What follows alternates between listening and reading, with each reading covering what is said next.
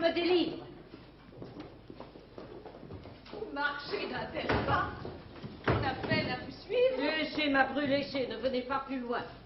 Ce sont toutes façons dont je n'ai pas besoin. De ce que l'on vous doit envers vous, l'on s'acquitte. Mais ma mère, d'où bien que vous sortez si vite? C'est que je ne puis voir tout ce ménage-ci. Et que de me complaire, on ne prend nul souci. Oui, je sors de chez vous fort mal édifié. Dans toutes mes leçons, j'y suis contrarié, on n'y respecte rien. Chacun y parle haut, et c'est tout justement la cour du roi Péto. Si! Vous êtes, mamie, une fille suivante un peu trop forte en gueule, et fort impertinente. Vous vous mêlez surtout de dire votre avis. Mais... Vous êtes un sot. En 3 lettres, mon fils. C'est moi qui vous le dis, qui suis votre grand-mère, et j'ai prédit 100 fois à mon fils, votre père, que vous preniez tout l'air d'un méchant garnement. Et vous donneriez jamais que du tourment. Je crois. Mon Dieu, sa sœur, vous faites la discrète et vous n'y touchez pas tant vous semblez doucette. Mais il n'est, comme on dit, Pirot, que l'eau qui dort. Et vous menez sous chape un train que je hais fort. Mais ma mère... Ma Bru, qu'il ne vous en déplaise, votre conduite en tout est tout à fait mauvaise. Vous devriez leur mettre un bon exemple aux yeux. Et leur défunte mère en usait beaucoup mieux. Vous êtes dépensière, et c'était à me plaire que vous aviez vêtu ainsi qu'une princesse. Quiconque à son mari veut plaire seulement à ma Bru n'a pas besoin de tant d'ajustements. Mais madame, après tout... Pour vous, monsieur son frère, je vous estime fort, vous aime et vous révère. Mais enfin, si j'étais de mon fils, son époux, je vous prierais bien fort de n'entrer point chez nous. Sans cesse vous prêchez des maximes de vivre qui, par d'honnêtes gens, ne se doivent point suivre. Je vous parle un peu franc, mais c'est là mon humeur, et je ne mâche pas ce que j'ai sur le cœur. Votre monsieur Tartuffe est bien heureux, sans doute. C'est un homme de bien qu'il faut que l'on écoute. Et je ne puis souffrir sans me mettre en courroux de le voir quereller par un fou, comme vous. Quoi, je souffrirais, moi, qu'un cagot de critique vienne usurper séant un pouvoir tyrannique, et que nous ne puissions à rien nous divertir si ce beau monsieur-là n'y daigne consentir. S'il le faut écouter et croire à ses maximes, on ne peut faire rien qu'on ne fasse des crimes, car il contrôle tout ce critique zélé. Et tout ce qu'il contrôle est fort bien contrôlé. C'est au chemin du ciel qu'il prétend vous conduire. Et mon fils, à l'aimer, vous devrez tous induire. Non, voyez-vous, ma mère, il n'est père ni rien qui me puisse obliger à lui vouloir du bien. Je trahirais mon cœur de parler d'autre sorte. Sur ces façons de faire, à tout coup, je m'emporte. J'en prévois une suite. Et qu'avec ce pied plat, il faudra que j'en vienne à quelques grands éclats. Certes, c'est une chose aussi qui scandalise de voir qu'un inconnu séance sa patronise, qu'un guet qui, quand il va, n'avait pas de souliers et dont la vie entière valait bien 6 deniers, on vienne jusque-là que de se méconnaître, de contrarier tout et de faire le même. Et merci de ma vie. Il en irait bien mieux si tout se gouvernait par ses ordres pieux. Il passe pour un saint dans votre fantaisie. Tout son fait, croyez-moi, n'est rien qu'hypocrisie. Voyez la langue. À lui, non plus qu'à son Laurent, je ne me fierai moi que sur un bon garant. J'ignore ce qu'au fond le serviteur peut être, mais pour homme de bien, je garantis le maître. Ne lui voulez mal et ne le rebutez, qu'à cause qu'il vous dit à tous vos vérités. C'est contre le péché que son cœur se courrouce. Et l'intérêt du ciel est tout ce qui le pousse. Oui, mais pourquoi, surtout depuis un certain temps, ne saurait-il souffrir qu'aucun océan? En quoi blesse le ciel une visite honnête pour en faire un vacarme à nous rompre la tête? Veut-on que là-dessus, je m'explique qu'entre nous, je crois que de madame, il est ma foi jaloux. Taisez-vous et songez aux choses que vous dites. Ce n'est pas lui tout seul qui blâme ses visites. Tout ce tracas qui suit les gens que vous hantez, ces carrosses sans cesse à la porte plantée de tant de laquais, le brillant assemblage, faut un éclat fâcheux dans tout le voisinage. Je veux croire qu'au fond, il ne se passe rien. Mais enfin, on en parle, et cela n'est pas bien. Et voulez-vous, madame, empêcher qu'on ne cause?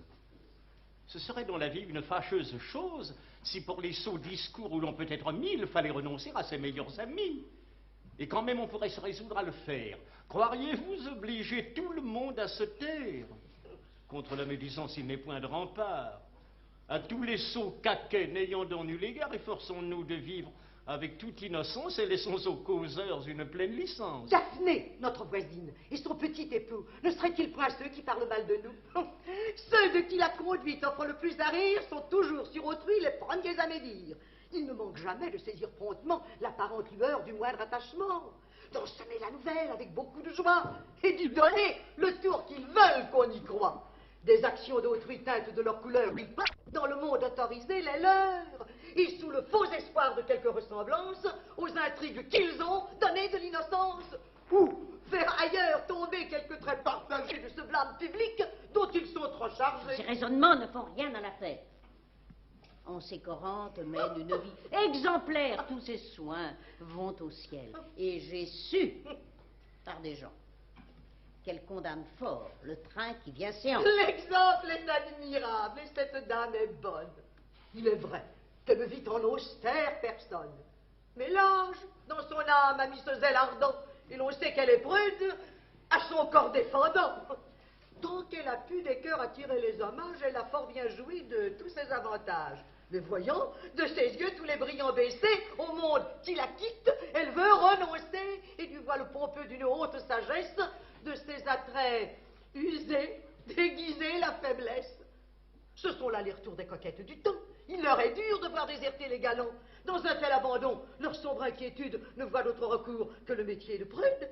Et la sévérité de ces femmes de bien sont sur toute chose, elles ne pardonnent à rien. Hautement, d'un chacun, elles blâment la vie. Non point par charité, mais par un trait d'envie qui ne saurait souffrir qu'une autre et les plaisirs dont le penchant de l'âge a sevré leurs désirs. Voilà les contes bleus qu'il vous faut pour vous plaire, ma Brulon, et j'ai vous contrainte de se taire, car madame a jasé, tient le dé toujours. Mais enfin, je prétends discourir. À mon tour, je vous dis que mon fils n'a rien fait de plus sage qu'en recueillant chez soi ce dévot personnage que le ciel, au besoin, la séance envoyée, pour redresser à tous votre esprit, pour voyer que pour votre salut, vous le devez entendre, et qu'il ne reprend rien qui ne soit à reprendre. Ces visites, ces balles, ces conversations sont du mal un esprit, toutes inventions. Là, jamais on entend de pieuses paroles. Ce sont propos oisifs, chansons et fariboles. Bien souvent, le prochain en a sa bonne part. Et l'on y s'est médiré du tiers et du quart. Enfin, les gens sensés ont leur tête troublée de la confusion de telles assemblées. Mille caquets divers y vont, en moins de rien. Et comme l'autre jour, un docteur dit fort bien, c'est véritablement la tour de Babylone, car chacun y babille, et tout de l'aude. Et pour conter l'histoire où ce point langage-là... Voilà-t-il pas monsieur qui ricane déjà? Allez chercher vos fous qui vous donnent à rire, et ça.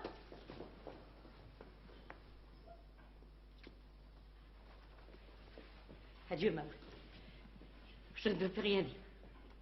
Sachez que pour Séant, j'en rase de moitié, et qu'il fera beau temps quand j'y mettrai le pied. Alors vous rêvez, baillez au cornet, jour de Dieu, je saurai vous frotter les oreilles, marchand, vôtre, marchand.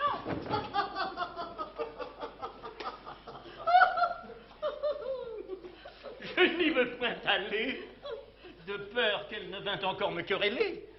Que cette bonne femme... Ah, certes, c'est dommage qu'elle ne vous ouït tenir un tel langage. Elle vous dirait bien qu'elle vous trouve beau et qu'elle n'ait pas d'âge à lui donner ce nom.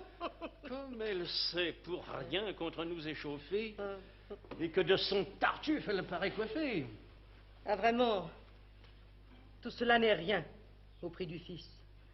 Et si vous l'aviez vu, vous diriez, c'est bien pis. Nos troubles l'avaient mis sur le pied d'homme sage, et pour servir son prince, il montra du courage. Mais il est devenu comme un homme hébété, depuis que de Tartuffe on le voit entêté. Il l'appelle son frère, et l'aime dans son âme 100 fois plus qu'il ne fait mère, fils, fille ou femme. C'est de tous ses secrets l'unique confident, et de ses actions le directeur prudent. Il le choisit, il l'embrasse. Et pour une maîtresse, on ne saurait, je pense, avoir plus de tendresse. À table, au plus haut bout, il veut qu'il soit assis. Avec joie, il y voit manger, autant que 6. Les bons morceaux de tout, il faut qu'on les lui cède. Et s'il vient à roter, il lui dit Dieu vous aide. Enfin, il en est fou. C'est son tout, son héros. Il l'admire à tout coup, le cite à tout propos. Ses moindres actions lui semblent des miracles, et tous les mots qu'il dit sont pour lui des oracles. Lui, qui connaît sa dupe, et qui veut en jouir, par son dehors fardé à l'art de l'éblouir. Son cagotisme en tire à toute heure des sommes. Et prend droit de gloser sur tous tant que nous sommes. Il n'est pas jusqu'au fin qui lui sert de garçon qui ne se mêle aussi de nous faire leçon. Il vient nous sermonner avec des airs farouches et jeter nos rubans, notre rouge et nos mouches. Le traître, l'autre jour, nous rompit de ses mains un mouchoir qu'il trouva dans une fleur des saints, disant que nous mêlions par un crime effroyable avec la sainteté les parures du diable. Oh, c'est bien heureux de n'être prévenu au discours qu'à la porte elle nous a tenus. Mais j'ai vu mon mari. Comme il ne m'a point vu, je veux aller là-haut, attendre sa venue. Moi, je l'attends ici pour moins d'amusement. Et je vais lui donner le bonjour seulement. De l'hymen de ma sœur touchez lui quelque chose. J'ai soupçon que Tartuffe, à son effet, s'oppose, qu'il oblige mon père à des détours si grands. Et vous n'ignorez pas quel intérêt j'y prends. Si même ardeur enflamme et ma sœur et Valère, la sœur de cet ami, vous le savez, m'est chère. Et s'il fallait... Il entre.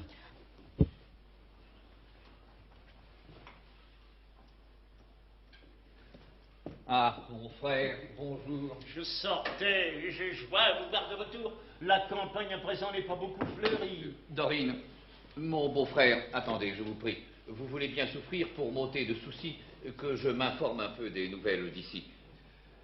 Tout s'est-il ces 2 jours passé de bonne sorte? Qu'est-ce qu'on fait, séant?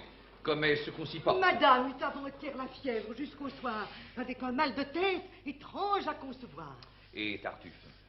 Tartuffe se porte à merveille, gros et gras, le teint frais, la bouche vermeille. Le pauvre homme. Le soir, elle eut un grand dégoût et ne put au souper toucher à rien du tout, tant sa douleur de tête était encore cruelle. Et Tartuffe? Il soupa, lui, tout seul, devant elle, et fort dévotement, il mangea 2 perdrix avec une moitié de gigot en hachis. Le pauvre homme. La nuit se passa tout entière sans qu'elle pût fermer un moment la paupière. Des chaleurs l'empêchaient de pouvoir sommeiller, et jusqu'au jour, près d'elle, il nous fallut veiller. Et Tartuffe? Resté d'un sommeil agréable, il passa dans sa chambre au sortir de la table. Et dans son lit bien chaud, il se mit tout soudain, où sans trouble il dormit jusqu'au lendemain. Le pauvre homme. À la fin, par nos raisons gagnées, elle se résolut à souffrir la saignée, et le soulagement suivit tout aussitôt. Et Tartuffe? Il reprit courage, comme il faut, et contre tous ces maux fortifiant son âme, pour réparer le sang qu'avait perdu madame, but à son déjeuner 4 grands coups de vin. Le pauvre homme. Tous 2 se portent bien, enfin, et je vais à madame annoncer par avance la part que vous prenez à sa convalescence.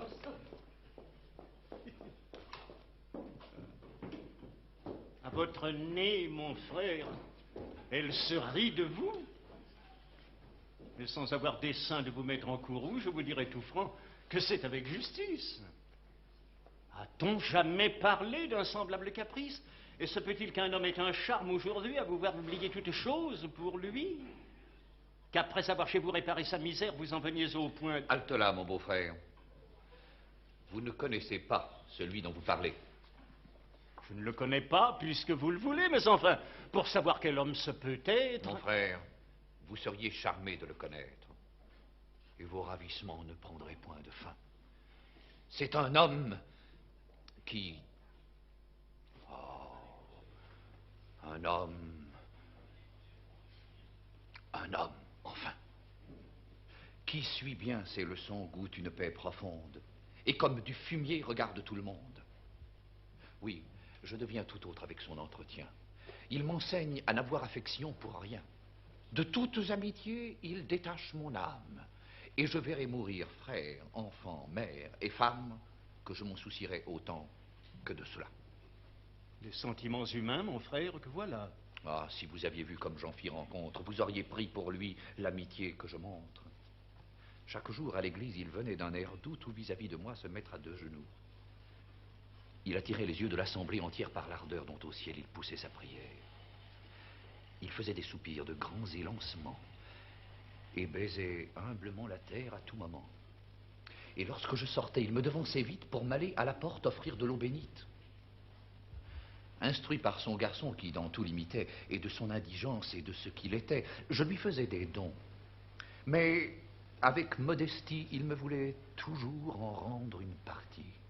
C'est trop, me disait-il, c'est trop de la moitié. Je ne mérite pas de vous faire pitié. Et quand je refusais de le vouloir reprendre, au pauvre, à mes yeux, il allait le répandre. Enfin, le ciel, chez moi, me le fit retirer. Et depuis ce temps-là, tout semble y prospérer. Je vois qu'il reprend tout. et qu'à ma femme même, il prend pour mon honneur un intérêt extrême.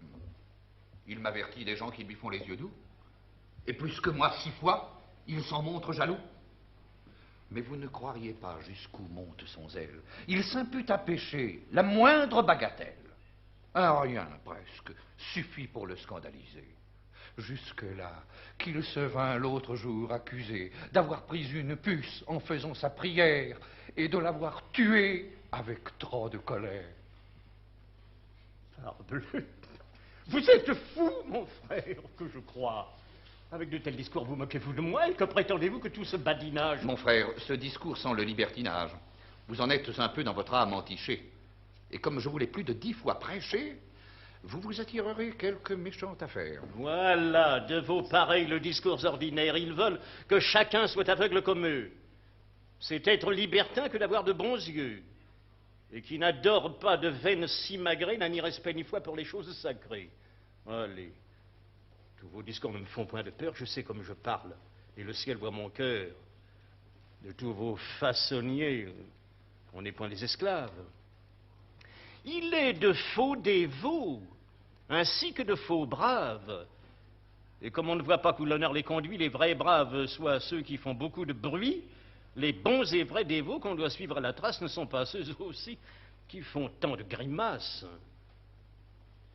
Et quoi? Vous ne ferez nulle distinction entre l'hypocrisie et la dévotion? Voulez-vous les traiter d'un semblable langage et rendre même honneur au masque qu'au visage? Égaler l'artifice à la sincérité?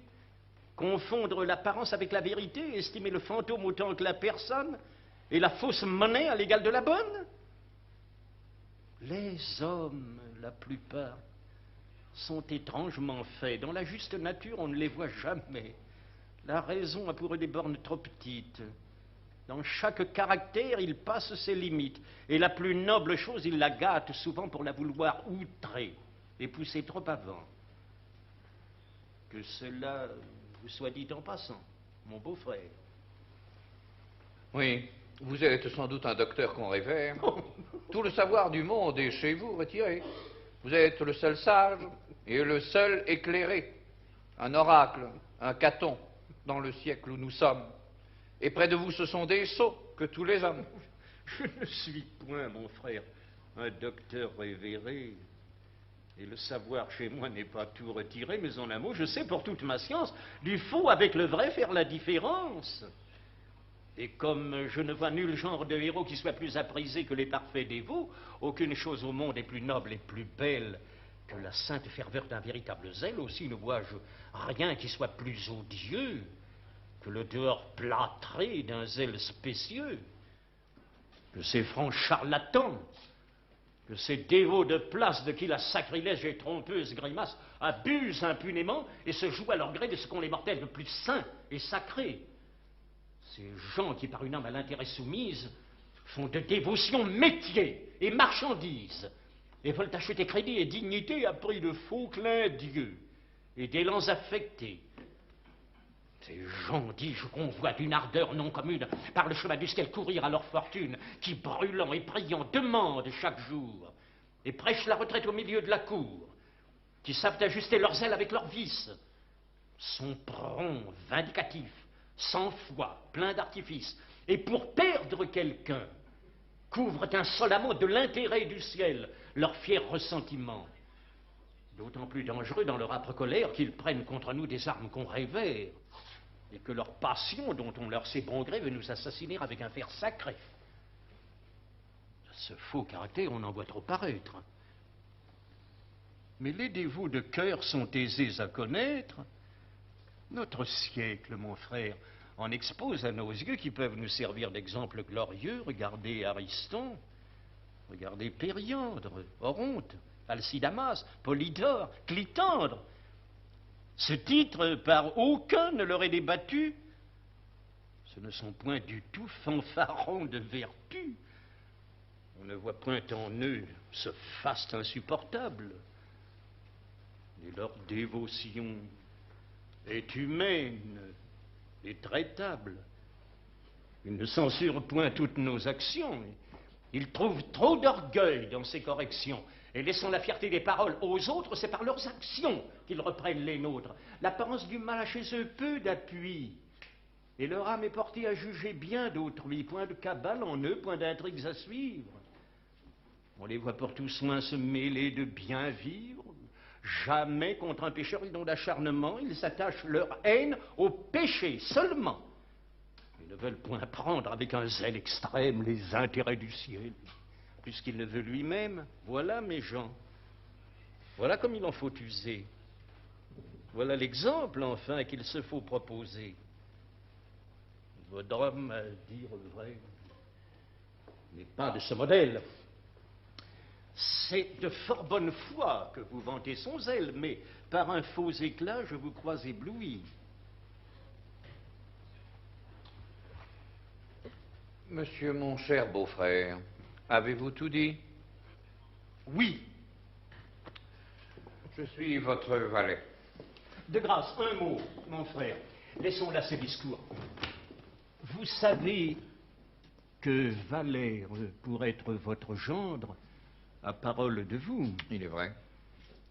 Vous aviez pris jour pour un lien si doux. Oui, Pourquoi donc en différer la fête? je ne sais. Auriez-vous autre pensée en tête? Peut-être. Vous voulez manquer à votre foi? Je ne dis pas cela. Nul obstacle, je crois, ne vous peut empêcher d'accomplir vos promesses. Selon. Pour dire un mot, faut-il tant de finesse? Valère, sur ce point, me fait vous visiter. Le ciel en soit loué. Mais que lui reporter? Tout ce qu'il vous plaira. Mais il est nécessaire de savoir vos desseins. Quels sont-ils donc? De faire ce que le ciel voudra. Mais parlons tout de bon. Valère, à votre foi, la tiendrez-vous ou non? Adieu. Pour son amour, je crains une disgrâce. Et je dois l'avertir de tout ce qui se passe.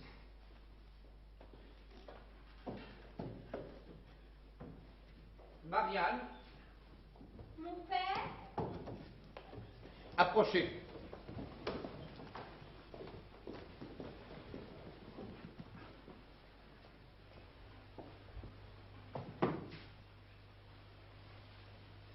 J'ai de quoi vous parler en secret.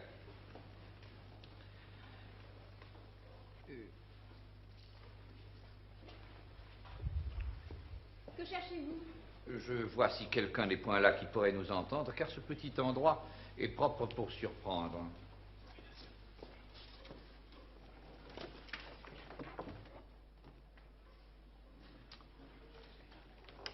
Orsu, nous voilà bien.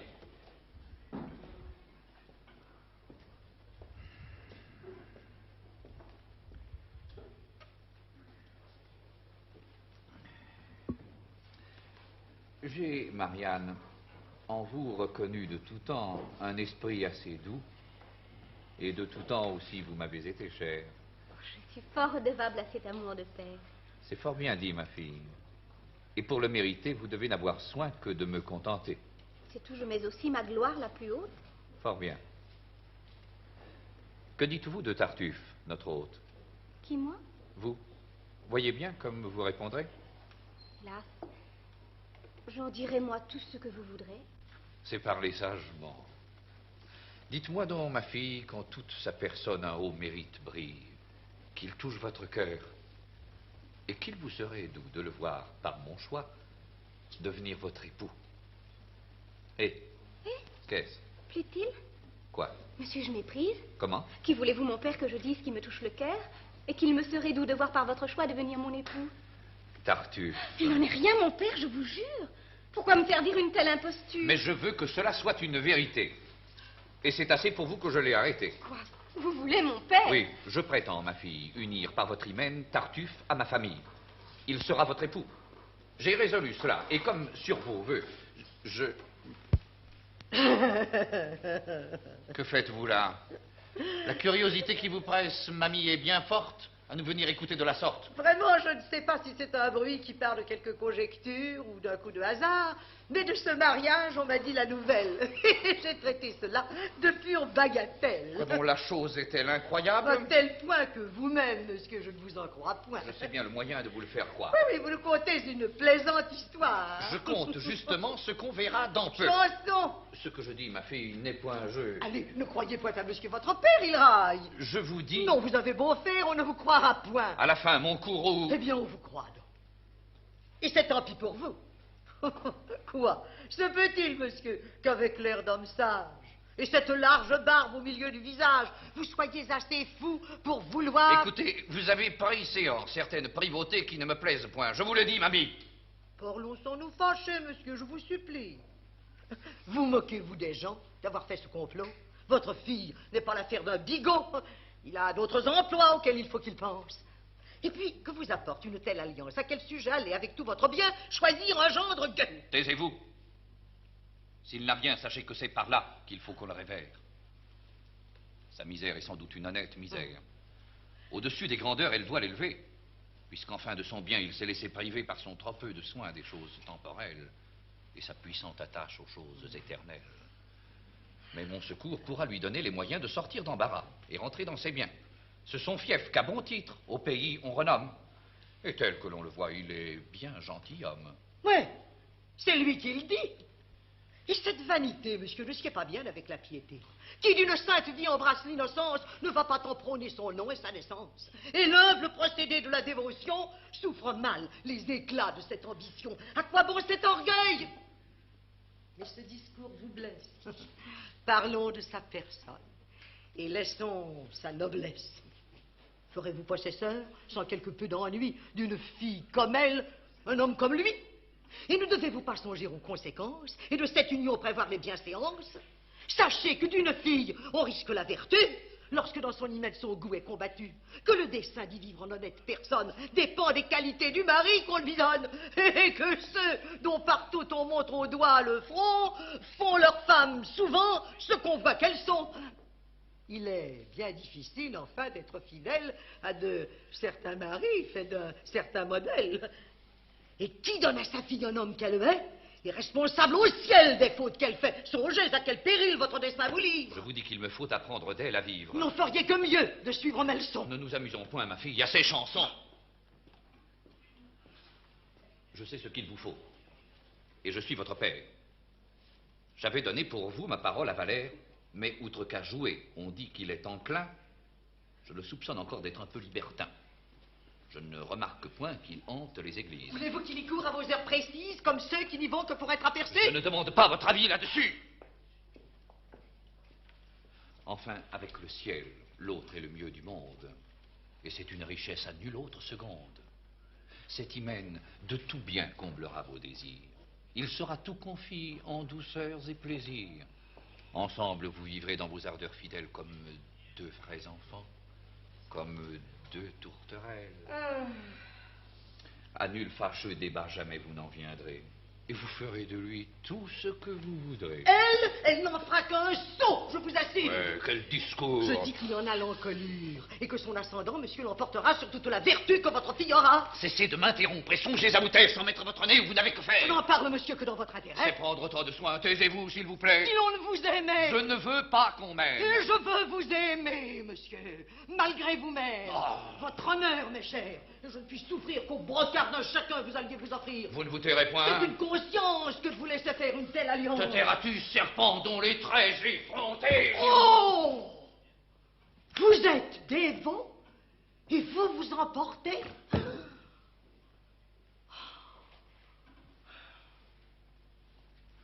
Oui. Ma bile s'échauffe à toutes ces fadaises. Et tout résolument, je veux que tu te taises. Ouais. Mais ne disant mot, je n'en pense pas moins. Pense si tu le veux. Mais applique tes soins à ne m'en point parler. Ou... Suffit.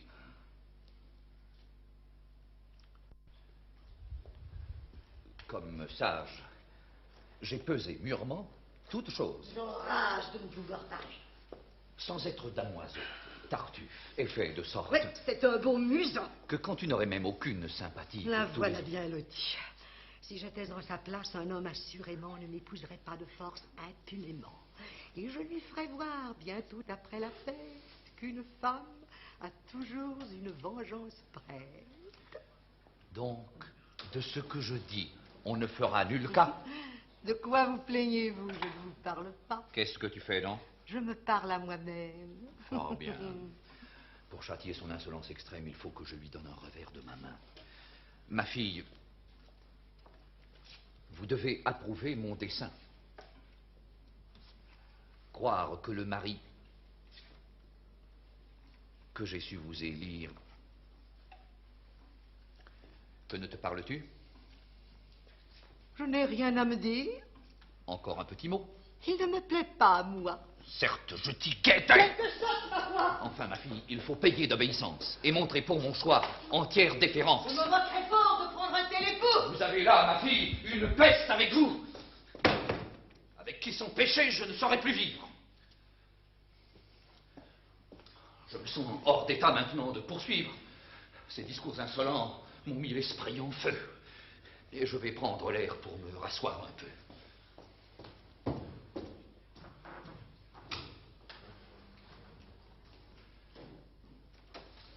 Avez-vous donc perdu, dites-moi, la parole? Et faut-il qu'en ceci je fasse votre rôle? Souffrir qu'on vous propose un projet insensé, sans que du moindre mot vous l'ayez repoussé. Entre un père absolu, que veux-tu que je fasse? Ce qu'il faut pour parer une telle menace. Mais quoi? Lui dire qu'un cœur n'aime pas par autrui, que vous vous mariez pour vous, non pas pour lui, qu'étant celle pour qui se fait toute l'affaire, c'est à vous, non à lui que le mari doit plaire, et que si son Tartuffe est pour lui si charmant, il ne peut épouser sans nul empêchement. Un père, je l'avoue, sur nous tant d'empire, que je n'ai jamais eu la force de rien dire. Mais, raisonnons. Valère a fait pour vous des pas. L'aimez-vous, je vous prie, ou ne l'aimez-vous pas? Ah, qu'envers mon amour, ton injustice est grande, Dorine. Mais dois-tu faire cette demande? T'ai-je pas là-dessus ouvert 100 fois mon cœur? Et sais-tu pas pour lui jusqu'où va mon ardeur? Que sais-je, si le cœur a parlé par la bouche, et si c'est tout de bon que cet amant vous touche? Tu me fais un grand tort, Dorine, d'en douter. Et mes vrais sentiments ont su trop éclater. Enfin, vous l'aimez donc. Oui, d'une ardeur extrême. Et selon l'apparence, il vous aime de même. Je le crois, Et tous deux brûlez également de vous voir mariés ensemble. assurément. Sur cette autre union, quelle est donc votre attente? Me donner la mort si l'homme fialant. Fort bien. C'est un recours où je ne songeais pas. Vous n'avez qu'à mourir pour sortir d'embarras. Le remède sans doute est merveilleux. J'enrage lorsque j'entends tenir ces sortes de langage. Mon Dieu, de quelle humeur, Dorine, tu te rends? Tu ne compatis point au déplaisir des gens. Je ne compatis pas qui dit des sornettes et dans l'occasion mollie comme vous faites. Que veux-tu, si j'ai de la timidité? Mais l'amour dans un cœur veut de la fermeté. Mais n'en gardais-je pas pour les feux de Valère? Et n'est-ce pas à lui de m'obtenir d'un père? Mais quoi? Si votre père est un bourru fieffé qui sait de son Tartuffe entièrement coiffé et manque à l'union qu'il avait arrêtée, la faute à votre amant doit-elle être imputée? Mais par un haut refus et d'éclatant mépris, ferais-je dans mon choix avoir un cœur trop épris? Sortirais-je pour lui quelque éclat dont il brille? De la pudeur du sexe et du devoir de fille? Et me veux-tu que mes feux par le monde étalés? Non, non, je ne veux rien. Je vois que vous voulez être à Monsieur Tartuffe. Mais j'aurais, quand j'y pense, tort de vous détourner d'une telle alliance. Quelle raison aurais-je à combattre vos vœux? Le parti de soi-même est fort avantageux. Monsieur Tartuffe, oh, oh, est-ce rien qu'on propose? Certes, Monsieur Tartuffe, à bien prendre la chose, n'est pas un homme, non, qui se mouche du pied. Et ce n'est pas peu d'heure que d'être sa moitié. Tout le monde déjà de gloire le couronne. Il est noble chez lui. Bien fait de sa personne, il a l'oreille rouge et le teint bien fleuri. Vous vivrez trop contente avec un tel mari. Mon Dieu! Quelle allégresse aurez-vous dans votre âme quand un époux si beau, vous verrez la femme. Non, cesse, je te prie, un semblable discours. Et contre cette humaine, ouvre-moi du secours. C'en est fait, je me rends. Et suis prête à tout faire. Non! Il faut qu'une fille obéisse à son père. Vaut-il lui donner un singe pour époux? Votre sort est fort beau. De quoi vous plaignez-vous? Vous irez par le coche en sa petite ville, quand oncles et cousins vous trouveraient fertiles, et vous vous plairez fort à les entretenir. D'abord, chez le beau monde, on vous fera venir. Vous irez visiter pour votre bienvenue Madame la Baillive et Madame l'élu, qui d'un siège pliant vous feront honorer. Là, dans le carnaval, vous pourrez espérer le bal et la grande bande, à savoir 2 musettes et parfois Fagotin et les marionnettes. Si pourtant votre époux... Oh, tu me fais mourir. De tes conseils, plutôt songe à me secourir. Je suis votre servante. Et Dorine, de grâce. Il faut pour vous punir que cette affaire Ma passe. pauvre fille. Non. Si mes vœux déclarés. Point. Tartuffe est votre homme et vous en tenterez. C'est qu'à toi toujours je me suis confiée, fais-moi. Non. Vous serez, ma foi, tartuffier. Eh bien, puisque mon sort ne saurait émouvoir, laisse-moi désormais tout à mon désespoir. C'est de lui que mon cœur empruntera de l'aide. Et je sais de mes maux l'infaillible remède. Et là, revenez. Je quitte mon cours. Il faut, nonobstant tout, avoir pitié de vous. Oh, vois-tu, si l'on m'expose à ce cruel martyr, je te le dis, Dorine, il faudra que j'expire. Ne vous tourmentez point. On peut adroitement empêcher. Mais voici Valet, votre amant. On vient de débiter madame des nouvelles que je ne savais pas, et qui sans doute est belle. Quoi? Que vous épousez Tartuffe. Il est certain que mon père s'est mis en tête ce dessein. Votre père, madame? A changé de visée. La chose vient par lui de m'être proposée. Quoi? Sérieusement? Oui, sérieusement. Il s'est pour cet hymen déclaré hautement. Et quel est le dessein où votre âme s'arrête, madame? Je ne sais. La réponse est honnête. Vous ne savez? Non. Non. Que me conseillez-vous? Je vous conseille, moi, de prendre cet époux. Vous me le conseillez? Sans doute. Tout bon? Le choix est glorieux et il vaut bien qu'on l'écoute. Eh bien, c'est un conseil, monsieur, que je reçois. Vous n'aurez pas grand-peine à le suivre, je crois. Oh, pas plus qu'à le donner, on a souffert votre âme. Moi, je vous l'ai donné pour vous plaire, madame. Et moi, je le suivrai pour vous faire plaisir. Voyons ce qui pourra de ceci réussir. C'est donc ainsi qu'on aime. Et c'était tromperie quand Non, ne vous... parlons point de cela, je vous prie. Vous m'avez dit tout franc que je dois accepter celui que pour époux on veut me présenter. Je déclare, moi, que je prétends le faire, puisque vous m'en donnez le conseil salutaire. Ne vous excusez point sur mes intentions. Vous avez pris déjà vos résolutions. Et vous vous saisissez d'un prétexte frivole pour vous autoriser à manquer de parole. Il est vrai. C'est bien dit. Sans doute, et votre cœur n'a jamais eu pour moi de véritable ardeur. Hélas. Permis à vous d'avoir cette pensée. Oui, oui, permis à moi. Mais mon âme offensée vous préviendra peut-être en un pareil dessein. Et je sais où porter et mes vœux et ma main. Ah, je n'en doute point. Et les ardeurs qu'excite le mérite. Mon Dieu, laissons là le mérite. J'en ai fort peu, sans doute. Et vous en faites foi. Mais j'espère aux bontés qu'une autre aura pour moi. Et j'en sais de qui l'âme, à ma retraite ouverte, consentira sans honte à réparer ma perte. La perte n'est pas grande. Et de ce changement, vous vous consolerez assez facilement. Si vraiment possible. Et vous le pouvez croire. Un cœur qui nous oublie engage notre gloire. Il faut à l'oublier mettre aussi tous nos soins. Si l'on en vient à bout, on le doit feindre au moins. Et cette lâcheté jamais ne se pardonne de montrer de l'amour pour qui nous abandonne. Ce sentiment sans doute est noble et relevé. Fort bien. Et d'un chacun, il doit être approuvé. Mais quoi, vous voudriez qu'à jamais dans mon âme, je gardasse pour vous les ardeurs de ma flamme et vous visse à mes yeux passer en l'autre bras sans mettre ailleurs à un cœur dont vous ne voulez pas? Au contraire, pour moi, c'est ce que je souhaite. Et je voudrais déjà que la chose fût faite. Vous le voudriez? Oui. C'est assez m'insulter, madame. Et de ce pas, je vais vous contenter. Fort bien. Souvenez-vous au moins que c'est vous-même qui contraignez mon cœur à cet effort extrême. Oui. Et que le dessein que mon âme conçoit n'est rien qu'à votre exemple. À mon exemple, soit. Suffit. Vous allez être à point nommé servi. Tant mieux. Vous me voyez. C'est pour toute ma vie. À la bonne heure. Eh? Quoi? Ne m'appelez-vous pas? Moi? Vous rêvez? Eh bien, je poursuis dans mes pas. Adieu, madame. Adieu, monsieur.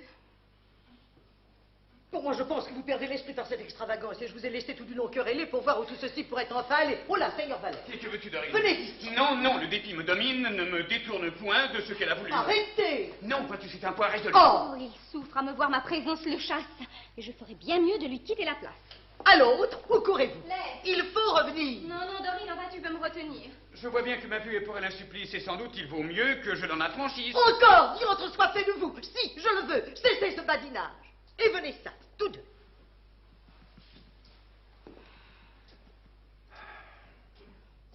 Mais quel est ton dessein? Qu'est-ce que tu veux faire? Vous bien remettre ensemble et vous tirer d'affaire. Mais vous fous d'avoir un pareil démêlé. N'as-tu pas entendu comme elle m'a parlé?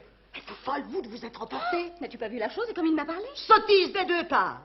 Elle n'a d'autre soin que de se conserver à vous, j'en suis témoin. Il n'aime que vous seul, il n'a pas d'autre envie que d'être votre époux, j'en réponds sur ma vie. Pourquoi donc me donner un semblable conseil? Pourquoi m'en demander sur un sujet pareil? Vous êtes fous tous deux. Ça la main, l'un et l'autre. Allons-vous. À quoi bon, maman? À ça, la vôtre. De quoi sert tout cela? Mon Dieu, vite, avancez. Vous vous aimez tous deux plus que vous ne pensez.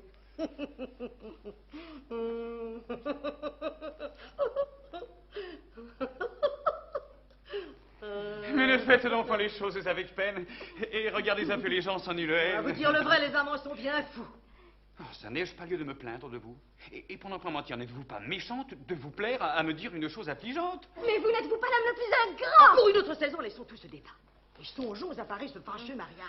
Oh, dis-nous dans quel ressort il faut mettre en usage. Nous en ferons agir de toutes les façons. Votre père se moque et ce sont des chansons. Mais pour mieux réussir, il est bon, ce me semble, qu'on ne vous trouve point tous deux parlant ensemble. Sortez et sans tarder, employez vos amis à vous faire tenir ce qu'on vous a promis. Nous allons réveiller les efforts de son frère et dans notre partie, jeter la belle-mère. Adieu. Quelques efforts que nous préparions tous. Ma plus grande espérance, à vrai dire, est en vous. Je ne vous réponds pas des volontés d'un père, mais je ne serai pas à d'autres cavalaires. Que vous me comblez d'aise. Et quoi que puisse oser... Oh, jamais les amants ne sont là de jaser. Sortez, vous dis-je. Enfin... Quel caquet est le vôtre? Tirez de cette part et vous, tirez de l'autre.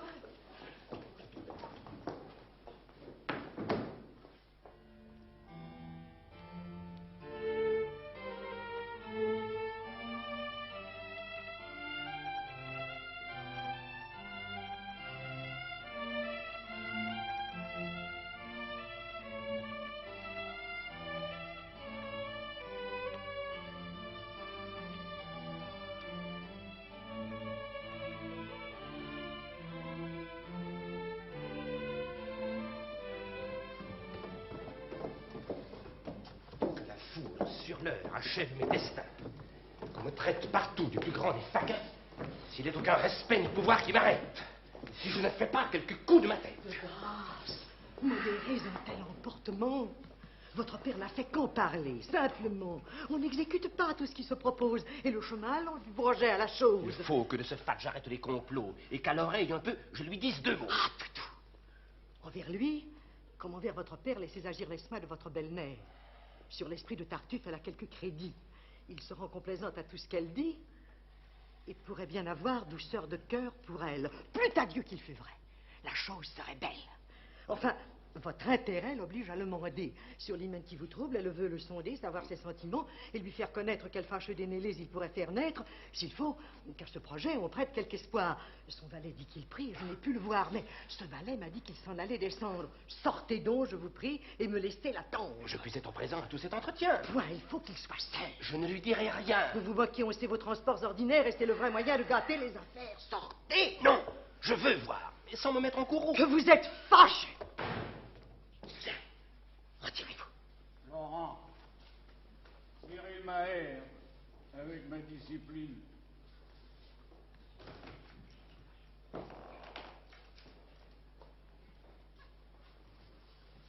Et priez que toujours le ciel vous illumine. Si l'on vient pour me voir, je fais aux prisonniers des aumônes que j'ai, partager les deniers. Que d'affectation et de forfanterie.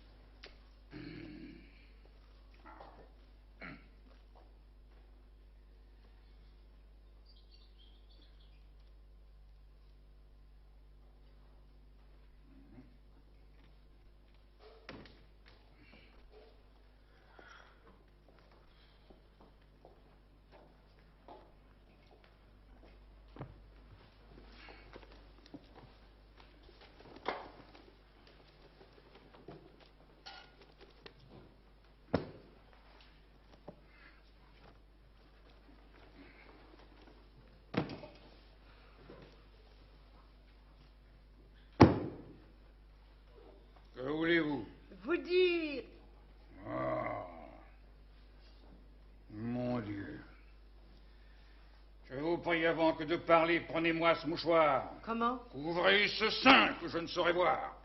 Car de pareils objets, les âmes sont blessées et cela fait venir de coupables pensées. Vous êtes donc bien tendre à la tentation. Et la chair sur vos sens fait grande impression. Certes, je ne sais pas quelle chaleur vous monte, mais à convoiter, moi, je ne suis pas si prompte. Et je vous verrai nu du haut jusque en bas, que toute votre peau ne me tenterait pas. Mettez dans vos discours un peu de modestie, ou je vais sur le champ vous quitter la partie. Non, non. C'est moi qui vais vous laisser en repos et je n'ai seulement qu'à vous dire 2 mots. Madame, va venir dans cette salle basse et d'un mot d'entretien vous demande la grâce. Et là, très volontiers. Comme il se radoucit, ma foi, je suis toujours pour ce que j'en ai dit. Viendra-t-elle bientôt? Longtemps, ce me semble. Oui, c'est elle en personne. Et je vous laisse ensemble.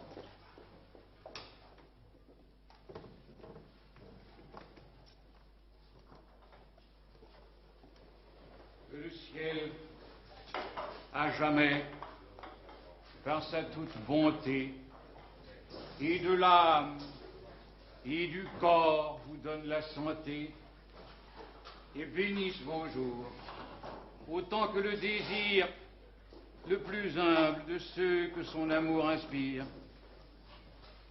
Je suis fort obligée à ce souhait fieux.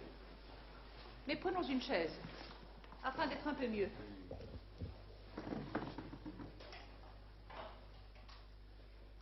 Comment de votre mal vous sentez-vous remise? Fort bien. Et cette fièvre a bientôt quitté prise. Mes prières n'ont pas le mérite qu'il faut pour avoir attiré cette grâce d'en haut. Mais je n'ai fait au ciel nulle dévote instance qui n'ait eu pour objet votre convalescence. Votre zèle, pour moi, c'est trop inquiété. On ne peut trop chérir votre chère santé. Et pour la rétablir, j'aurais donné la mienne. J'ai poussé bien avant la charité chrétienne. Et je vous dois beaucoup pour toutes ces bontés. Je fais bien moins pour vous que vous ne méritez. J'ai voulu vous parler en secret d'une affaire. Je suis bien aise ici qu'aucun ne nous éclaire. J'en suis ravi de même. Et sans doute il m'est doux, madame, de me voir seul à seul avec vous. C'est une occasion qu'au ciel j'ai demandée sans que jusqu'à cette heure il me l'ait accordée. Pour moi, ce que je veux, c'est un mot d'entretien où tout votre cœur s'ouvre et ne me cache rien. Et je ne veux aussi, pour grâce singulière, que montrer à vos yeux mon âme tout entière, et vous faire serment que les bruits que j'ai faits, des visites qu'ici reçoivent vos attraits, ne sont pas envers vous l'effet d'aucune haine, mais plutôt d'un transport de zèle qui m'entraîne, et d'un pur mouvement. Je le prends bien ainsi, et crois que mon salut vous donne ce souci. Oui, madame, sans doute, et ma ferveur est telle... Vous me serrez trop. C'est par excès de zèle. Ne vous faire aucun mal, je n'eus jamais dessein. Et j'aurais bien plutôt... Que fait là votre main? Je tâte votre habile étoffe en est moelleuse. Oh, de grâce, laissez. Je suis fort chatouilleuse. Mon Dieu, que de ce point l'ouvrage est merveilleux. On travaille aujourd'hui d'un air miraculeux, jamais en toute chose on a vu si bien faire. Il est vrai, mais parlons un peu de notre affaire. On tient que mon mari veut dégager sa foi et vous donner sa fille. Est-il vrai, dites-moi? Il m'en a dit 2 mots, mais madame, à vrai dire, ce n'est pas le bonheur après quoi je soupire. Et je vois autre part les merveilleux attraits de la félicité qui fait tous mes souhaits. C'est que vous n'aimez rien des choses de la terre? Mon sein n'enferme pas un cœur qui soit de pierre, Pour moi, je crois qu'au ciel tendent tous vos soupirs, et que rien ici-bas n'arrête vos désirs. L'amour qui nous attache aux beautés éternelles n'étouffe pas en nous l'amour des temporels. Nos sens, facilement, peuvent être charmés des ouvrages parfaits que le ciel a formés. Ces attraits réfléchis brillent dans vos pareils, mais il étale en vous ces plus rares merveilles.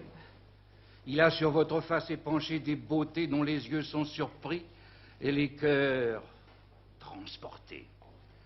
Et je n'ai pu vous voir, parfaite créature, sans admirer en vous l'auteur de la nature, et d'une ardente amour sentir mon cœur atteint au plus beau des portraits où lui-même il s'est peint.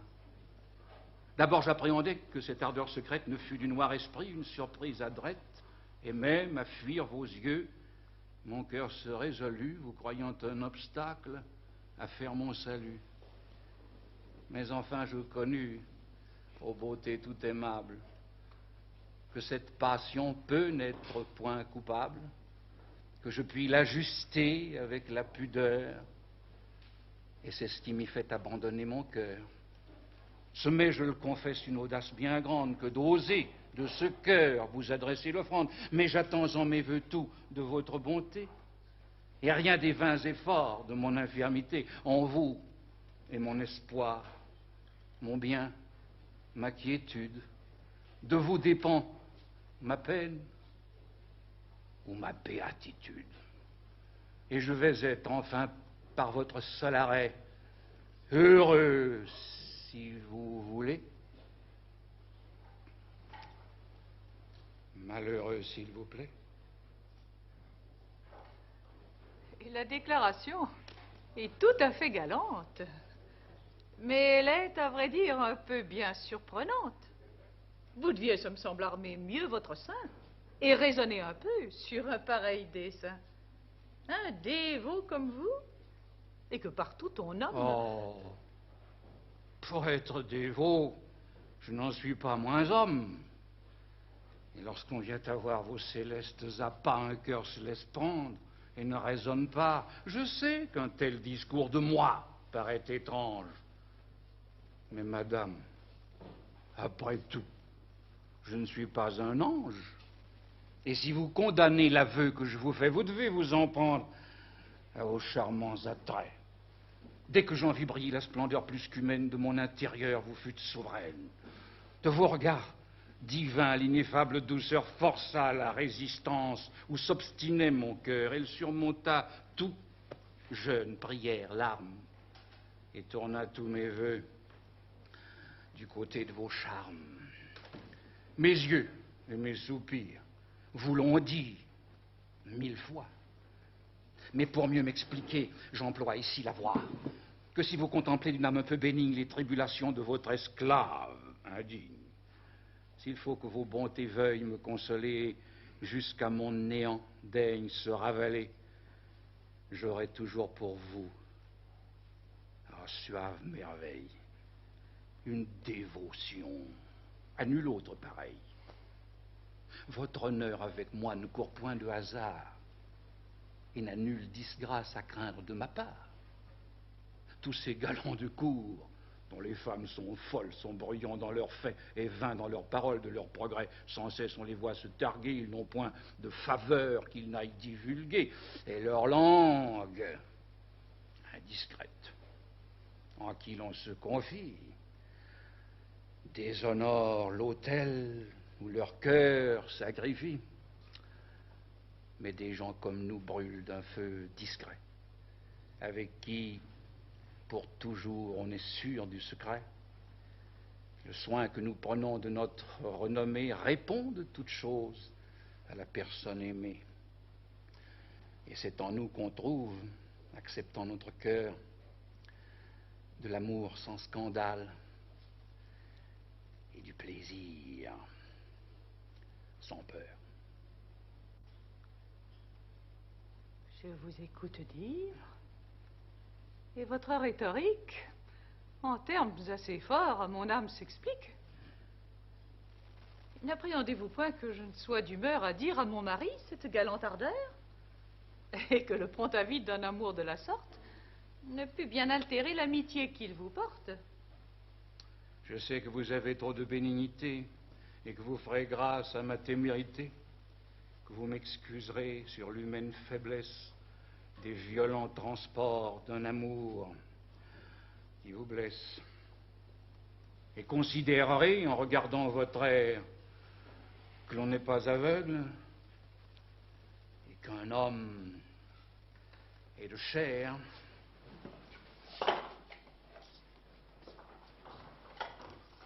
D'autres prendraient cela d'autres façons peut-être. Mais ma discrétion se veut faire paraître.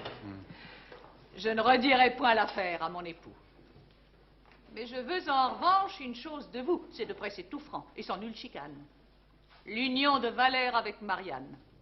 De renoncer vous-même à l'injuste pouvoir qui veut du bien d'un autre enrichir votre espoir. Et... Non, madame, non, ceci doit se répandre. J'étais dans cet endroit, d'où j'ai pu tout entendre. Et la bonté du ciel me semble avoir conduit pour confondre l'orgueil d'un traître qui me nuit, pour m'ouvrir une voie à prendre la vengeance de son hypocrisie et de son insolence, à détromper mon père et lui mettre en plein jour l'âme d'un scélérat qui vous parle d'amour. Non, Damis. Il suffit qu'il se rende plus sage et tâche à mériter la grâce où je m'engage. Puisque je l'ai promis, ne m'en dévie pas. Ce n'est pas mon humeur de faire des éclats. Une femme se rit de sottises pareilles. Et jamais d'un mari n'en trouble les oreilles. Vous avez vos raisons pour en user ainsi, et pour faire autrement, j'ai les miennes aussi. De vouloir épargner est une raillerie. Un insolent orgueil de sa cagoterie n'a triomphé que trop de mon juste courroux, et que trop excité de désordre chez nous. Le fourbe, trop longtemps, a gouverné mon père et desservi mes feux avec ceux de Valère. Il faut que du perfide, il soit désabusé. Et le ciel, pour cela, m'offre un moyen aisé. De cette occasion, je lui suis redevable. Et pour la négliger, elle est trop favorable. Ce serait mérité qu'il me la vînt ravir, que de l'avoir en main et ne m'en pas servir. Damis. Non, s'il vous plaît, il faut que je me croie. Mon âme est maintenant au comble de sa joie. Et vos discours, en vain, prétendent m'obliger à quitter le plaisir de me pouvoir venger. Sans aller plus avant, je vais vider l'affaire. Et voici justement de quoi me satisfaire. Nous allons régaler mon père votre abord d'un incident tout frais qui vous surprendra fort. Vous êtes bien payé de toutes vos caresses. Et monsieur, d'un beau prix, reconnaît vos tendresses. Son grand zèle pour vous vient de se déclarer. Il ne va pas à moins qu'à vous déshonorer. Et je l'ai surpris, là, qui faisait à madame l'injurieux aveu d'une coupable flamme. Elle est d'une humeur douce et son cœur trop discret et voulait à toute force en garder le secret. Mais je ne puis flatter une telle impudence. Et crois que vous la taire et vous faire une offense.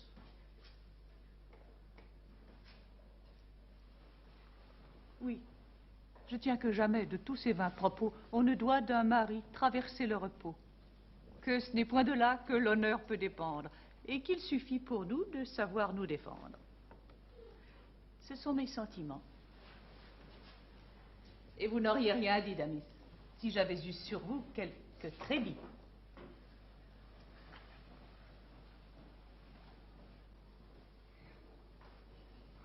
Ce que je viens d'entendre au ciel est-il croyable? Oui, mon frère. Je suis un méchant, un coupable, un malheureux pécheur tout plein d'iniquité, le plus grand scélérat qui jamais ait été. Chaque instant de ma vie est chargé de souillure. Elle n'est qu'un amas de crimes et d'ordures. Et je vois que le ciel, pour ma punition, me veut mortifier en cette occasion. De quelque grand forfait qu'on me puisse reprendre, je n'ai garde d'avoir l'orgueil de m'en défendre. Croyez ce qu'on vous dit, armez votre courroux, et comme un criminel, chassez-moi de chez vous. Je ne saurais avoir tant de honte en partage que je n'en ai encore mérité davantage. Oh, traître! Oses-tu bien par cette fausseté vouloir de sa vertu ternir la pureté? Quoi, la feinte douceur de cet âme hypocrite vous fera démentir? Et toi, peste maudite! Oh, laissez-le parler. Vous l'accusez à tort. Et vous ferez bien mieux de croire à son rapport. Pourquoi sur un tel fait m'être si favorable? Savez-vous, après tout, de quoi je suis capable? Vous fiez-vous, mon frère, à mon extérieur, et pour tout ce qu'on voit, me croyez-vous meilleur? Non, non. Vous vous laissez tromper à l'apparence. Et je ne suis rien moins, hélas, que ce qu'on pense. Tout le monde me prend pour un homme de bien. Mais la vérité pure est que je ne vaux rien. Oui, mon cher fils, parlez. Traitez-moi de perfide, d'infâme, de perdu, de voleur, d'homicide. Accablez-moi de noms encore plus détestés, je n'y contredis pas. Je les ai mérités, et j'en veux, à genoux, souffrir l'ignominie comme une honte due au crime de ma vie. Mon frère, c'en est trop. Ton cœur ne se rend point traître. Ces discours vous séduiront au point. Tais-toi, Condat, mon frère, et levez-vous de grâce. Infâme, il peut. Tais-toi, j'enrage. Quoi? Je passe. Si tu dis un seul mot, je te romprai les bras. Mon frère, au nom de Dieu, ne vous emportez pas. J'aimerais mieux souffrir la peine la plus dure qu'il eût reçue pour moi la moindre égratignure. Ingrat. Laissez-le en paix. S'il faut à 2 genoux, vous demandez sa grâce. Hélas, vous moquez, vous. Qu'aucun voit sa bonté. Donc, je paie quoi? Je paie, dis-je. Je sais bien quel motif à l'attaquer t'oblige. Vous le haïssez tous. Et je vois aujourd'hui femmes, enfants et valets déchaînés contre lui. On met impudemment toutes choses en usage pour ôter de chez moi ce dévot personnage. Mais plus on fait d'efforts afin de l'en bannir, plus on veut employer à l'y mieux retenir. Et je vais me hâter de lui donner ma fille pour confondre l'orgueil de toute la famille. À recevoir sa main, on pense l'obliger? Oui, traître, et dès ce soir, pour vous faire enrager. Ah, je vous brave tous, et vous ferai connaître qu'il faut qu'on m'obéisse, et que je suis le maître. Allons, qu'on se rétracte, et qu'à l'instant fripon, on se jette à ses pieds, pour demander pardon. Qui? Moi? De ce coquin qui, par ses impostures... Tu résistes, que il lui dit des injures. Un bâton. Un bâton. Ne me retenez pas. Su que de ma maison, on sorte de ce pas. Et que d'y revenir, on n'ait jamais l'audace. Oui, je sortirai. Mais Et te quittons la place. Je te prive, Pandar, de ma succession. Et te donne de plus ma malédiction.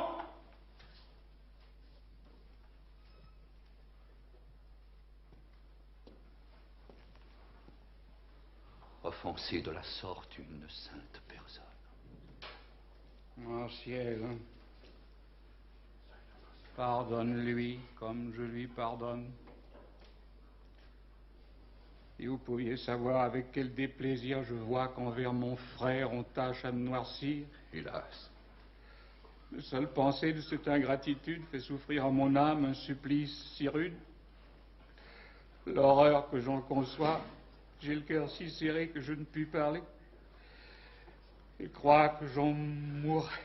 Coquin, je me repens que ma main t'ait fait grâce et ne t'ait pas d'abord assommé sur la place. Remettez-vous, mon frère, et ne vous fâchez pas. Rompons le cours de ce fâcheux débat. Je regarde séant quel grand trouble j'apporte. Et crois qu'il est besoin, mon frère, que j'en sorte. Comment vous moquez-vous? On m'y est. Et je vois qu'on cherche à vous donner des soupçons de ma foi. Qu'importe, voyez-vous que mon cœur les écoute? On ne manquera pas de poursuivre, sans doute, et ces mêmes rapports qu'ici vous rejetez, peut-être une autre fois, seront-ils écoutés? Non, mon frère, jamais. Oh, mon frère, une femme aisément d'un mari peut bien surprendre l'âme. Non, non. Laissez-moi vite, en m'éloignant d'ici, leur ôter tout sujet de m'attaquer ainsi. Non, vous demeurerez. Il y va de ma vie.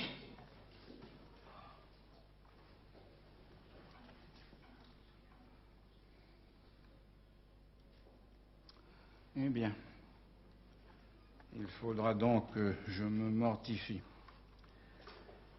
Pourtant, si vous vouliez... Soit, n'en parlons plus. Mais je sais comme il faut en user là-dessus, l'honneur est délicat, et l'amitié m'engage à prévenir les bruits et les sujets d'ombrage. Je fuirai votre épouse, et vous ne me verrez... Non, en dépit de tous, vous la fréquenterez. Faire enrager le monde est ma plus grande joie, et je veux qu'à toute heure, avec elle, on vous voie. Ce n'est pas tout encore. Pour les mieux braver tous, je ne veux point avoir d'autre héritier que vous. Et je vais de ce pas, en fort bonne manière, vous faire de mon bien donation entière. Un bon et franc ami que pour gendre je prends, mais bien plus cher que fils, que femme. et que parent. N'accepterez-vous pas ce que je vous propose? La volonté du ciel soit faite en toutes choses. Le pauvre homme. Allons vite en dresser un écrit, et que puisse l'envie en crever de dépit.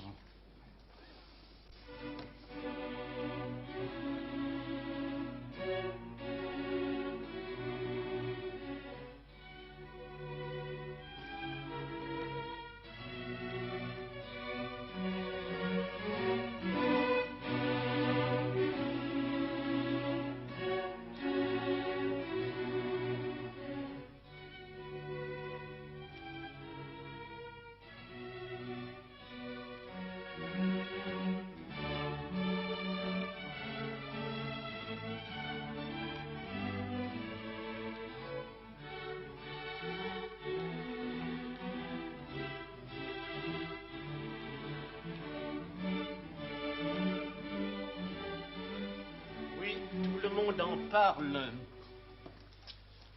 Et vous m'en pouvez croire, l'éclat que fait ce bruit n'est point à votre gloire. Et je vous ai trouvé, monsieur, fort à propos pour vous en dire net ma pensée en 2 mots. Je n'examine point à fond ce qu'on expose. Je passe là-dessus et prends au pis la chose. Supposons que Damis n'en est pas bien usé, et que ce soit à tort qu'on vous est accusé. N'est-il pas d'un chrétien de pardonner l'offense et d'éteindre en son cœur tout désir de vengeance? Et devez-vous souffrir pour votre démêlé que du logis d'un père un fils soit exilé? Je vous le dis encore et parle avec franchise, il n'est petit ni grand qui ne s'en scandalise. Et si vous m'en croyez, vous pacifierez tout et ne pousserez point les affaires à bout. Sacrifiez à Dieu toute votre colère et remettez le Fils en grâce avec le Père. Hélas, je le voudrais, quant à moi, de grand cœur. Je ne garde pour lui, monsieur, aucune aigreur, je lui pardonne tout. De rien je ne le blâme, et voudrais le servir du meilleur de mon âme. Mais l'intérêt du ciel n'y saurait consentir, et s'il rentre séant, c'est à moi d'en sortir. Après son action qui n'eut jamais d'égal, le commerce entre nous porterait du scandale. Dieu sait ce que d'abord tout le monde en croirait. Un pur politique, on me l'imputerait. Et l'on dirait partout que me sentant coupable, je feins pour qui m'accuse.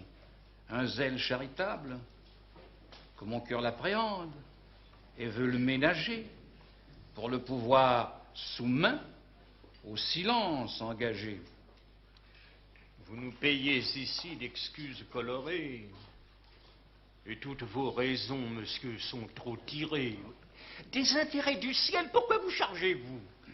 Pour punir le coupable, a-t-il besoin de nous? Laissez-lui le soin de ses vengeances.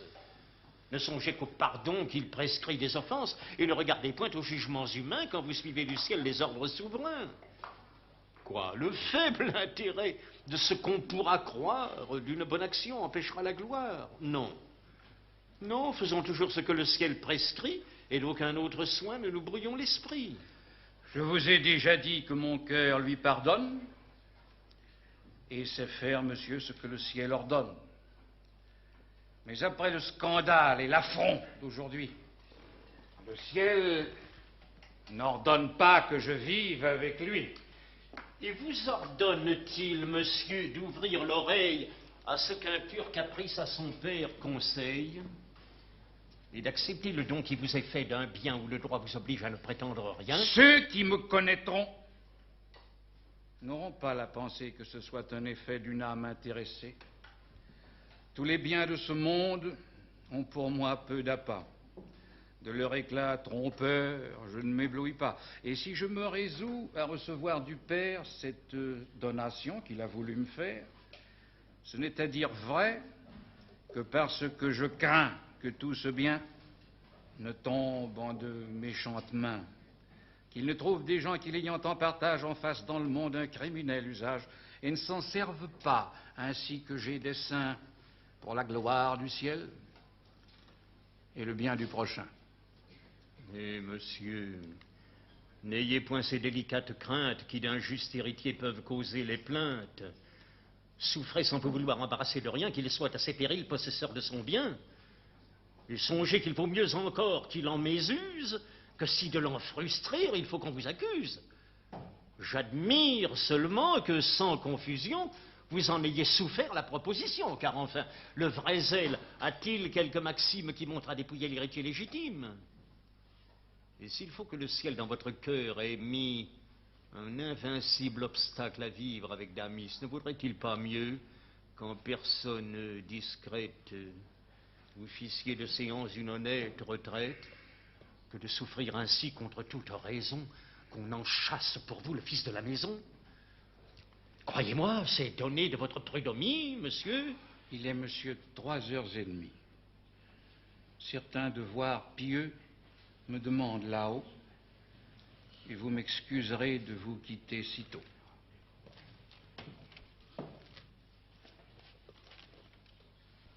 Ah!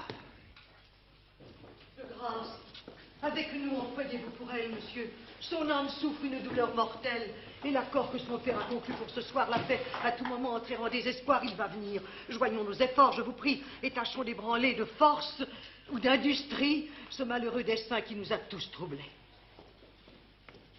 Ah, je me réjouis de vous voir assemblés. Je porte en ce contrat de quoi vous faire rire, et vous savez déjà ce que cela veut dire. Mon père, au nom du ciel qui connaît ma douleur, et par tout ce qui peut émouvoir votre cœur, relâchez-vous un peu des droits de la naissance, et dispensez mes vœux de cette obéissance. Ne me réduisez point par cette dure loi jusqu'à me plaindre au ciel de ce que je vous dois. Et cette vie, hélas, que vous m'avez donnée, ne me la rendez pas, mon père, infortuné. Si contre un doux espoir que j'avais pu former, vous me défendez d'être à ce que j'ose aimer, au moins par vos bontés qu'à vos genoux j'implore, sauvez-moi du tourment d'être à ce que j'aborde. Et ne me portez point à quelque désespoir en vous servant sur moi de tout votre pouvoir. Allons ferme, mon cœur, point de faiblesse humaine. Vos tendresses pour lui ne me font point de peine. Faites-les éclater, donnez-lui votre bien. Et si c'est assez, joignez-y tout le mien. J'y consens de bon cœur et je vous l'abandonne. Mais au moins, n'allez pas jusque à ma personne et souffrez qu'un couvent dans les austérités use les tristes jours que le ciel m'a comptés. Ah, voilà justement de mes religieuses, lorsqu'un père combat leurs flammes amoureuses. Debout! Plus votre cœur répugne à l'accepter, plus ce sera pour vous matière à mériter. Mortifiez vos sens avec ce mariage, et ne me rompez pas la tête davantage. Mais quoi? Taisez-vous, vous, parlez à votre écho. Je vous défends tout net d'oser dire un seul mot. Si par quelques conseils vous souffrez qu'on réponde. Mon frère, vos conseils sont les meilleurs du monde, ils sont bien raisonnés, et j'en fais un grand cas. Mais vous trouverez bon que je n'en use pas. À voir ce que je vois, je ne sais plus que dire. Et votre aveuglement fait que je vous admire. C'est être bien coiffé, bien prévenu de lui, que de nous démentir sur le fait d'aujourd'hui. Je suis votre valet, et crois les apparences. Pour mon fripon de fils, on sait vos complaisances. Et vous avez eu peur de le désavouer du trait qu'à ce pauvre homme, il a voulu jouer. Vous étiez trop tranquille, enfin, pour être cru. Et vous auriez paru d'autres manières émues. Est-ce qu'au simple aveu d'un amoureux transport, il faut que notre honneur se gendarme si fort? Et ne peut-on répondre à tout ce qui le touche que le feu dans les yeux ou l'injure à la bouche? Pour moi, de tels propos, je me ris, simplement. Et l'éclat là-dessus ne me plaît nullement. J'aime qu'avec douceur, nous nous montrions sages. Et ne suis point du tout pour ces prudes sauvages dont l'honneur est armé de griffes et de dents et veut au moindre mot dévisager les gens. Me préserve le ciel d'une telle sagesse. Je veux une vertu qui ne soit point diablesse et crois que d'un refus, la discrète froideur n'en est pas moins puissante à rebuter un cœur. Enfin, je sais l'affaire, et ne prends point le change. J'admire encore un coup cette faiblesse étrange. Mais que me répondrait votre incrédulité si je vous faisais voir qu'on vous dit vérité? Voir? Oui. Chanson. Mais, voilà, si je trouvais manière de vous le faire voir avec pleine lumière. Comptes en l'air. Quel homme? Au moins répondez-moi. Je ne vous parle pas de nous ajouter foi, mais supposons ici que d'un lieu qu'on peut prendre, on vous fit clairement tout voir et tout entendre. Que diriez-vous alors de votre homme de bien? En ce cas, je dirais que... Je ne dirai rien, car cela ne se peut. L'erreur trop longtemps dure. Et c'est trop condamner ma bouche d'imposture. Il faut que par plaisir, et sans aller plus loin, de tout ce qu'on vous dit, je vous fasse témoin. Soit, je vous prends au mot. Nous verrons votre adresse. Et comment vous pourrez remplir cette promesse? Faites-le moi venir. Son esprit est rusé, peut-être. À surprendre, il sera malaisé. Non, on est aisément dupé par ce qu'on aime. Et l'amour-propre engage à se tromper soi-même. Faites-le moi descendre. Et vous, retirez-vous. Approchons cette table. Et vous mettez dessous. Comment? Ou bien caché est un point nécessaire. Mais pourquoi sous cette table? Oh, mon Dieu. Laissez faire, j'ai mon dessin en tête. Et vous en jugerez. Mettez-vous là, vous dis-je. Et quand vous y serez, gardez qu'on ne vous voie et qu'on ne vous entende.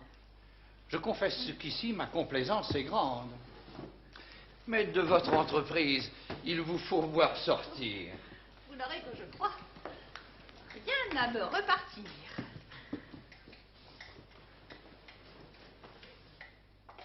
Au moins, je vais toucher une étrange matière.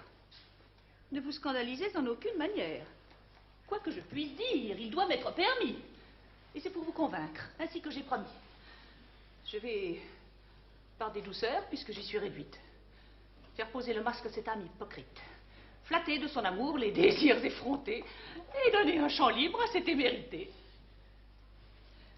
Comme c'est pour vous seul, et pour le mieux confondre, que mon âme à ses vœux va feindre de répondre, j'aurai lieu de cesser dès que vous vous rendrez. Et les choses n'iront que jusqu'où vous voudrez. C'est à vous d'arrêter son ardeur insensée quand vous croirez l'affaire à ses avant-poussées, d'épargner votre femme et de ne m'exposer qu'à ce qu'il vous faudra pour vous désabuser. Ce sont vos intérêts. Vous en serez le maître. Et... L'ancien, tenez-vous et gardez de pareil.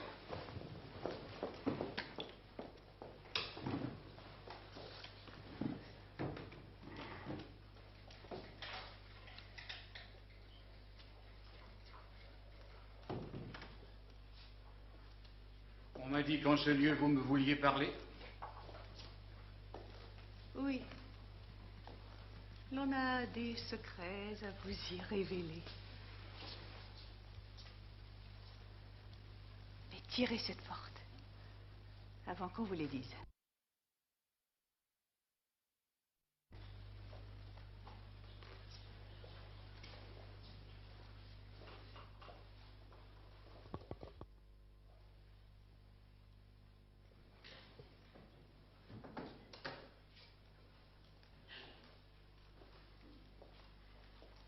Regardez partout, de crainte de surprise.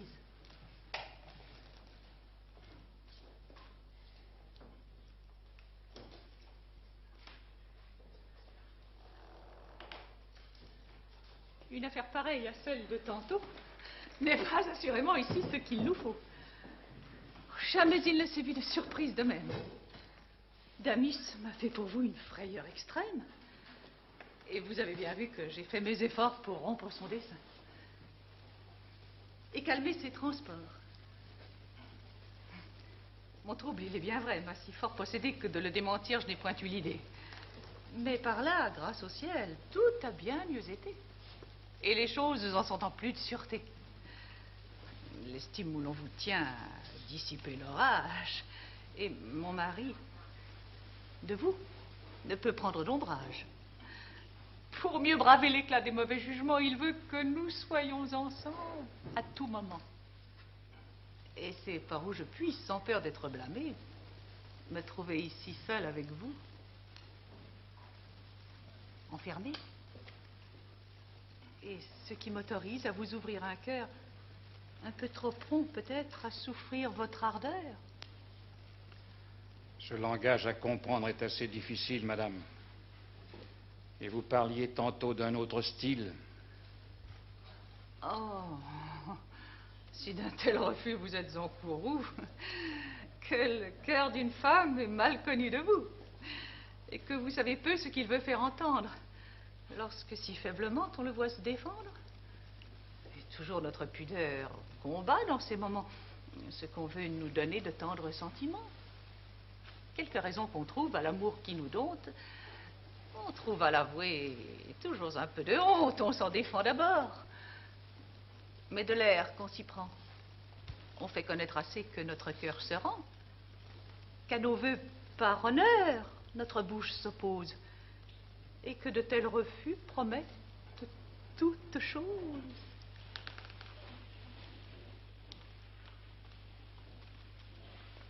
C'est vous faire sans doute un assez libre aveu, et sur notre pudeur, me ménager bien peu. Mais puisque la parole enfin en est lâchée, à retenir Damis, me serais-je attachée? Aurais-je, je vous prie, avec tant de douceur, écouté tout au long l'offre de votre cœur? Aurais-je pris la chose ainsi qu'on m'a vu faire, si l'offre de ce cœur n'eût-tu de quoi me plaire? Et lorsque j'ai voulu moi-même vous forcer à refuser l'hymen qu'on venait d'annoncer, qu'est-ce que cette instance a dû vous faire entendre? Que l'intérêt qu'en vous l'on s'avise de prendre, et l'ennui qu'on aurait que ce nœud qu'on résout, vint partager du moins un cœur que l'on veut tout.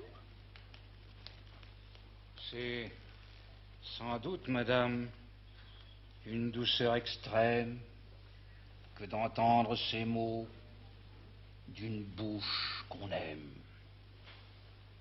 Leur miel dans tous mes sens fait couler à longs traits une suavité qu'on ne goûta jamais.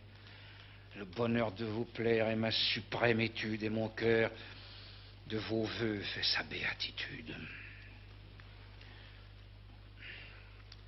Mais ce cœur vous demande ici la liberté d'oser douter un peu de sa félicité. Je puis croire ces mots un artifice honnête pour m'obliger à rompre un hymen qui s'apprête. Et s'il faut librement m'expliquer avec vous, je ne me fierai point à des propos si doux qu'un peu de vos faveurs, après quoi je soupire, ne viennent m'assurer tout ce qu'ils m'ont pu dire et planter dans mon âme une constante foi des charmantes bontés que vous avez pour moi. Quoi, vous voulez aller avec cette vitesse? Oui.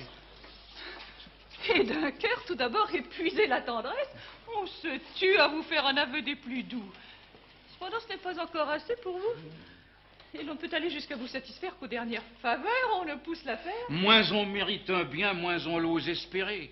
Nos vœux sur des discours, on peine à s'assurer, on soupçonne aisément un sort tout plein de gloire. Et l'on veut en jouir avant que de le croire. Pour moi qui crois si peu mériter vos bontés, je doute du bonheur de mes témérités.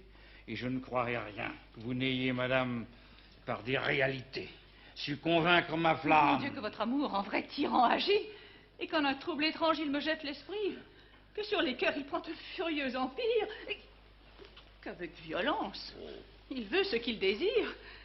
Quoi, de votre poursuite on ne peut se parer, et vous ne donnez pas le temps de respirer.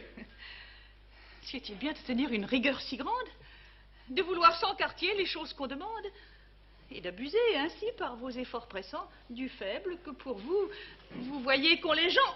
Mais si d'un œil bénin vous voyez mes hommages, pourquoi m'ont refusé d'assurer témoignage?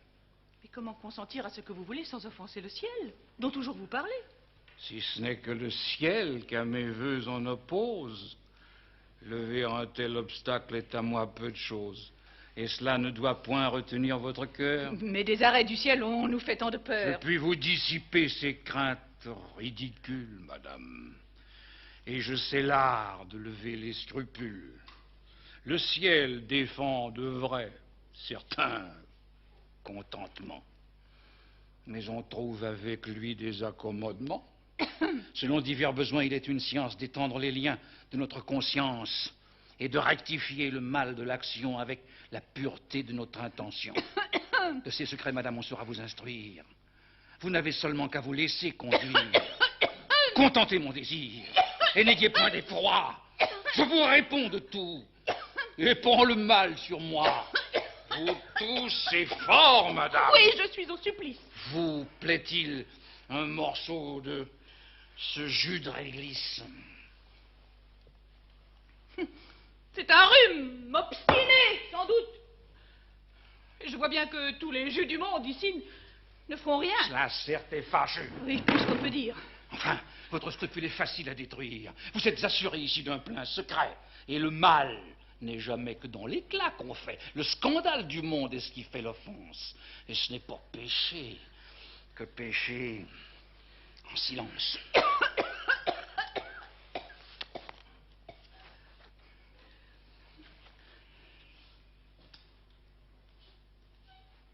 Enfin, je vois qu'il faut se résoudre à céder, qu'il faut que je consente à vous tout accorder, et qu'à moins de cela, je ne dois pas prétendre qu'on puisse être content et qu'on veuille se rendre.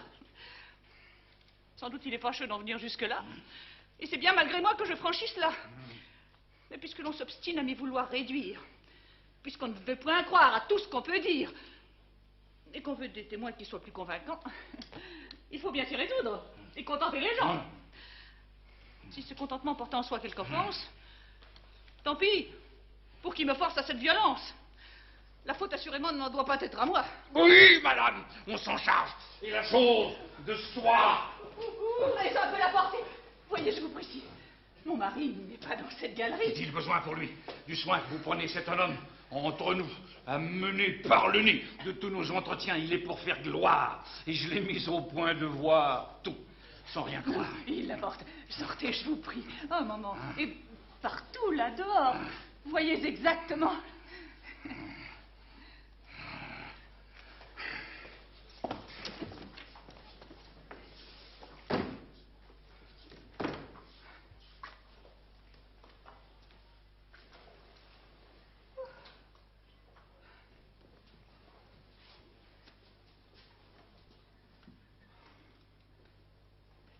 Voilà, je vous l'avoue, un abominable homme. Je n'en puis revenir. Et tout ceci m'assomme. Quoi? Vous sortez si tôt. Rentrez sous le tapis, il n'est pas encore temps. Attendez jusqu'au bout pour voir des choses sûres. Et ne vous fiez point aux simples conjectures. Non, rien de plus méchant n'est sorti de l'enfer. Mon Dieu, l'on ne doit point croire trop de léger. Laissez-vous bien vous rendre. Et ne boitez point, de peur de vous méprendre.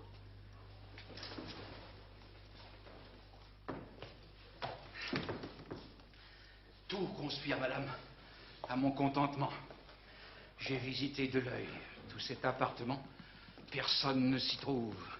Et mon âme ravie, tout doux. Ah, vous suivez trop votre amoureuse envie, hein? Et vous ne devez pas vous tant passionner. Ah, l'homme de bien. Vous m'en voulez donner. Comme aux tentations s'abandonne votre âme. Vous épousez ma fille et convoitiez ma femme. J'ai douté fort longtemps que ce fût tout de bon et je croyais toujours qu'on changerait de ton. Mais c'est assez avant poussé le témoignage. Je m'y tiens. Et n'en veux pour moi pas davantage. C'est contre mon humeur que j'ai fait tout ceci. Mais on m'a mis au point de vous traiter ainsi. Quoi? Vous croyez... Allons, point de bruit, je vous prie. Des nichons de séance. Et sans cérémonie. Mon dessein! Ces discours ne sont plus de saison. Il faut tout sur le champ sortir de la maison.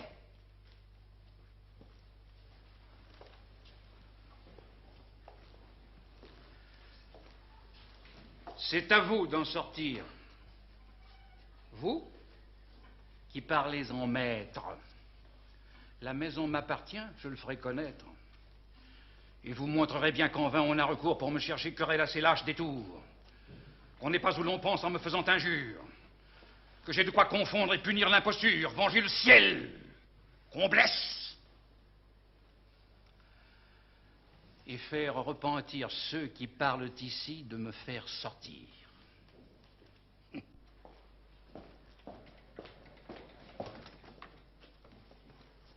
Quel est donc ce langage? Mais qu'est-ce qu'il veut dire? Ma foi, je suis confus et n'ai pas lieu de rire. Comment? Je vois ma faute aux choses qu'il me dit. Et la donation m'embarrasse l'esprit. La donation? Oui. C'est une affaire faite. Mais j'ai quelque autre chose encore qui m'inquiète. Et quoi? Vous saurez tout, mais voyons au plutôt si certaine cassette est encore là-haut.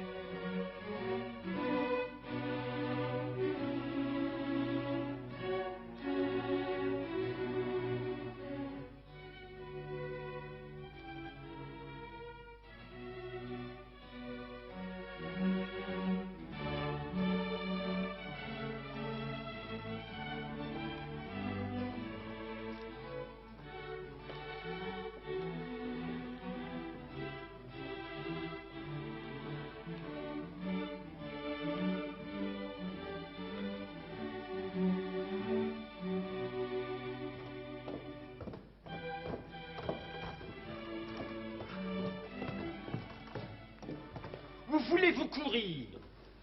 Là, ce que c'est. Il semble que l'on va commencer par consulter ensemble les choses qu'on peut faire en cet événement. Cette cassette-là me trouble entièrement. Plus que le reste encore, elle me désespère. Cette cassette est donc un important mystère? C'est un dépôt. Cargas, cet ami que je plains, lui-même, en grand secret, m'a mis entre les mains. Pour cela, dans sa fuite, il me voulut élire. Et ce sont des papiers, à ce qu'il m'a pu dire, où sa vie et ses biens se trouvent attachés. Pourquoi donc les avoir en d'autres mains lâchés? Ce fut par un motif de cas de conscience. J'allais droit à mon traître en faire confidence, et son raisonnement me vint persuader de lui donner plutôt la cassette à garder, afin que, pour nier, en cas de quelque enquête, juste d'un faux fuyant la faveur toute prête, par où ma conscience eut pleine sûreté à faire des serments contre la vérité. Vous voilà mal, au moins si j'en crois l'apparence. Et la donation et cette confidence sont, à vous en parler selon mon sentiment, des démarches par vous faites légèrement. On peut vous mener loin avec de pareils gages. Et cet homme sur vous ayant ses avantages, le pousser est encore grande imprudence à vous. Et vous deviez chercher quelques biais plus doux. Quoi, sous un beau semblant de ferveur si touchante, cacher un cœur si double, une âme si méchante. Et moi, qui l'ai reçu, gueusant, et n'ayant rien. C'en est fait. Je renonce à tous les gens de bien. J'en aurai désormais une horreur effroyable. Et m'en vais devenir pour eux pire qu'un diable. Eh bien, ne voilà pas de vos emportements. Vous ne gardez en rien les doux tempéraments. Dans la droite raison jamais n'entre la vôtre, et toujours d'un excès vous vous jetez dans l'autre. Vous voyez votre erreur. Et vous avez connu que par un zèle fin vous étiez prévenu. Mais pour vous corriger, quelle raison demande que vous alliez passer dans une erreur plus grande? Et qu'avec le cœur d'un perfide vaurien, vous confondiez les cœurs de tous les gens de bien. Quoi? Parce qu'un fripon vous dupe avec audace, sous le pompeux éclat d'une austère grimace, vous voulez que partout on soit fait comme lui? Et qu'aucun vrai dévot ne se trouve aujourd'hui? Laissez aux libertins ces sottes conséquences. Démêlez la vertu avec ses apparences. Ne hasardez jamais votre estime trop tôt, et soyez pour cela dans le milieu qu'il faut. Gardez-vous, s'il se peut, d'honorer l'imposture, mais au vrai zèle aussi. N'allez pas faire injure. Et s'il vous faut tomber dans une extrémité, péchez plutôt encore de cet autre côté.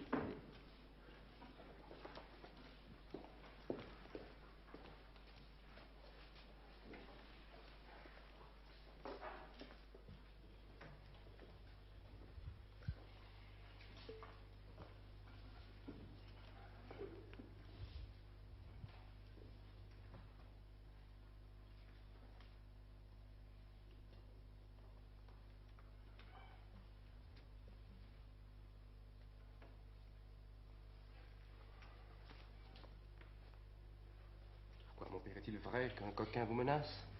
Qu'il n'est point de bienfait quand son âme il n'efface? Et que son lâche orgueil trop digne de courroux se fait de vos bontés des armes contre vous? Oui, mon fils. Et j'en sens des douleurs non pareilles. Laissez-moi. Je lui vais couper les 2 oreilles.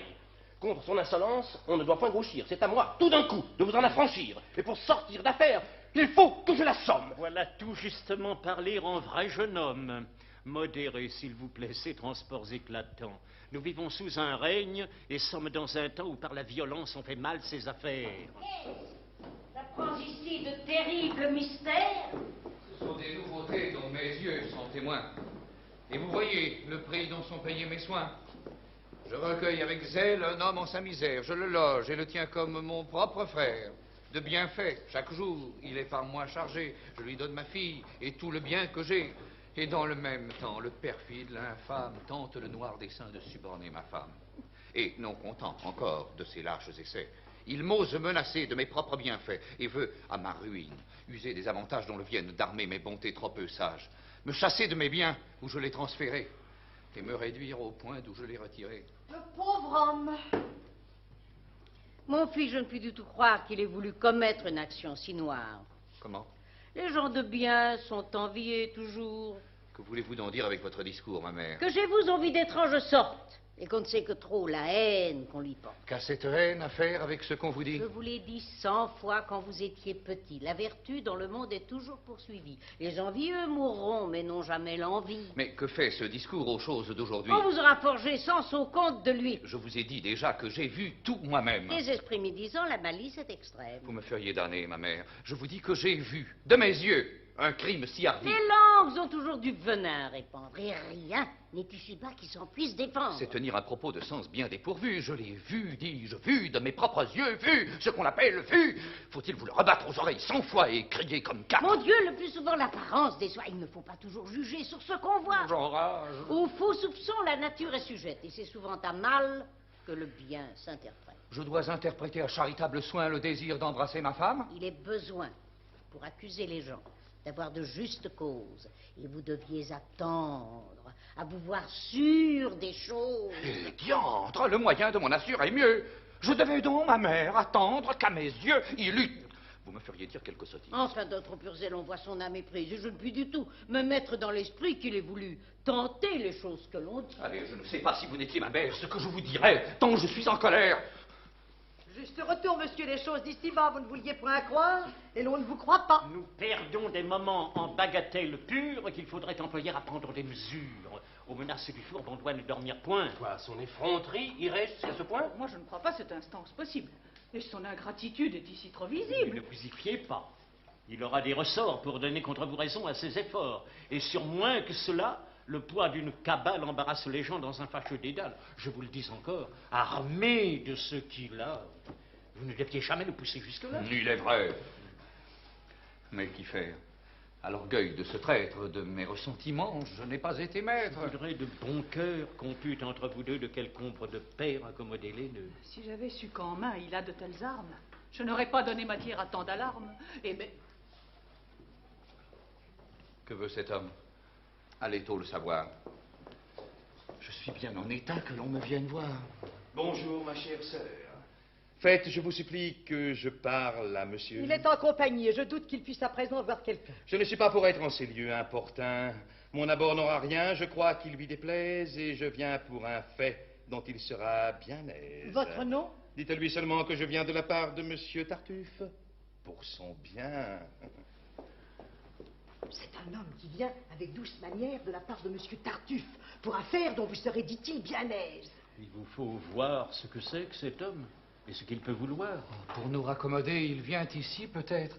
Quel sentiment aurais-je à lui faire paraître? Votre ressentiment ne doit point éclater, et s'il parle d'accord, il le faut écouter. Salut, monsieur. Le ciel perde qui vous veut nuire et vous soit favorable autant que je désire. Ce doux début s'accorde avec mon jugement et présage déjà quelque accommodement. Toute votre maison m'a toujours été chère, et j'étais serviteur de monsieur votre père. Monsieur, j'ai grande honte et demande pardon d'être sans vous connaître ou savoir votre nom. Je m'appelle Loyal, natif de Normandie, et suis vicié à Verge en dépit de l'envie. J'ai depuis 40 ans, grâce au ciel, le bonheur d'en exercer la charge avec beaucoup d'honneur. Et je vous viens, monsieur, avec votre licence, signifier l'exploit de certaines ordonnances. Quoi, vous êtes ici? Monsieur, sans passion, ce n'est rien seulement qu'une sommation. Un ordre de vider d'ici vous et les vôtres, mettre vos meubles hors et faire place à d'autres sans délai ni remise, ainsi que besoin est. Moi, sortir de séance? Oui, monsieur, s'il vous plaît. La maison à présent, comme vous savez, de reste, au bon monsieur Tartuffe appartient sans conteste. De vos biens, désormais, il est maître et seigneur en vertu d'un contrat duquel je suis porteur. Il est en bonne forme et l'on n'y peut rien dire. Certes, cette impudence est grande et je l'admire.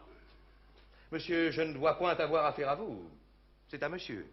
Il est raisonnable et doux, et d'un homme de bien, il sait trop bien l'office pour se vouloir du tout opposer à justice. Mais... Oui, monsieur. Je sais que pour 1 million, vous ne voudriez pas faire rébellion, et que vous souffrirez en honnête personne que j'exécute ici les ordres qu'on me donne. Vous pourriez bien ici, sur votre noir jupon, monsieur l'huissier à verge, attirer le bâton. Faites que votre fils se taise ou se retire, monsieur. J'aurais regret d'être obligé d'écrire et de vous voir coucher dans mon procès-verbal. Ce monsieur loyal porte un air bien déloyal. Pour tous les gens de bien, j'ai de grandes tendresses et ne me suis voulu, monsieur, charger les pièces que pour vous obliger et vous faire plaisir, que pour ôter par là le moyen d'en choisir, qui n'ayant pas pour vous le zèle qui me pousse, aurait pu procéder d'une façon moins douce. Et que peut-on de pis que d'ordonner aux gens de sortir de chez eux? On vous donne du temps. Et jusque à demain, je ferai sur séance à l'exécution, monsieur, de l'ordonnance. Je viendrai seulement passer ici la nuit avec 10 de mes gens, sans scandale et sans bruit. Pour la forme, il faudra, s'il vous plaît, qu'on m'apporte avant que se coucher les clés de votre porte. J'aurai soin de ne pas troubler votre repos et de ne rien souffrir qui ne soit à propos, mais demain, du matin, il vous faut être habile à vider de séance jusqu'au moindre ustensile.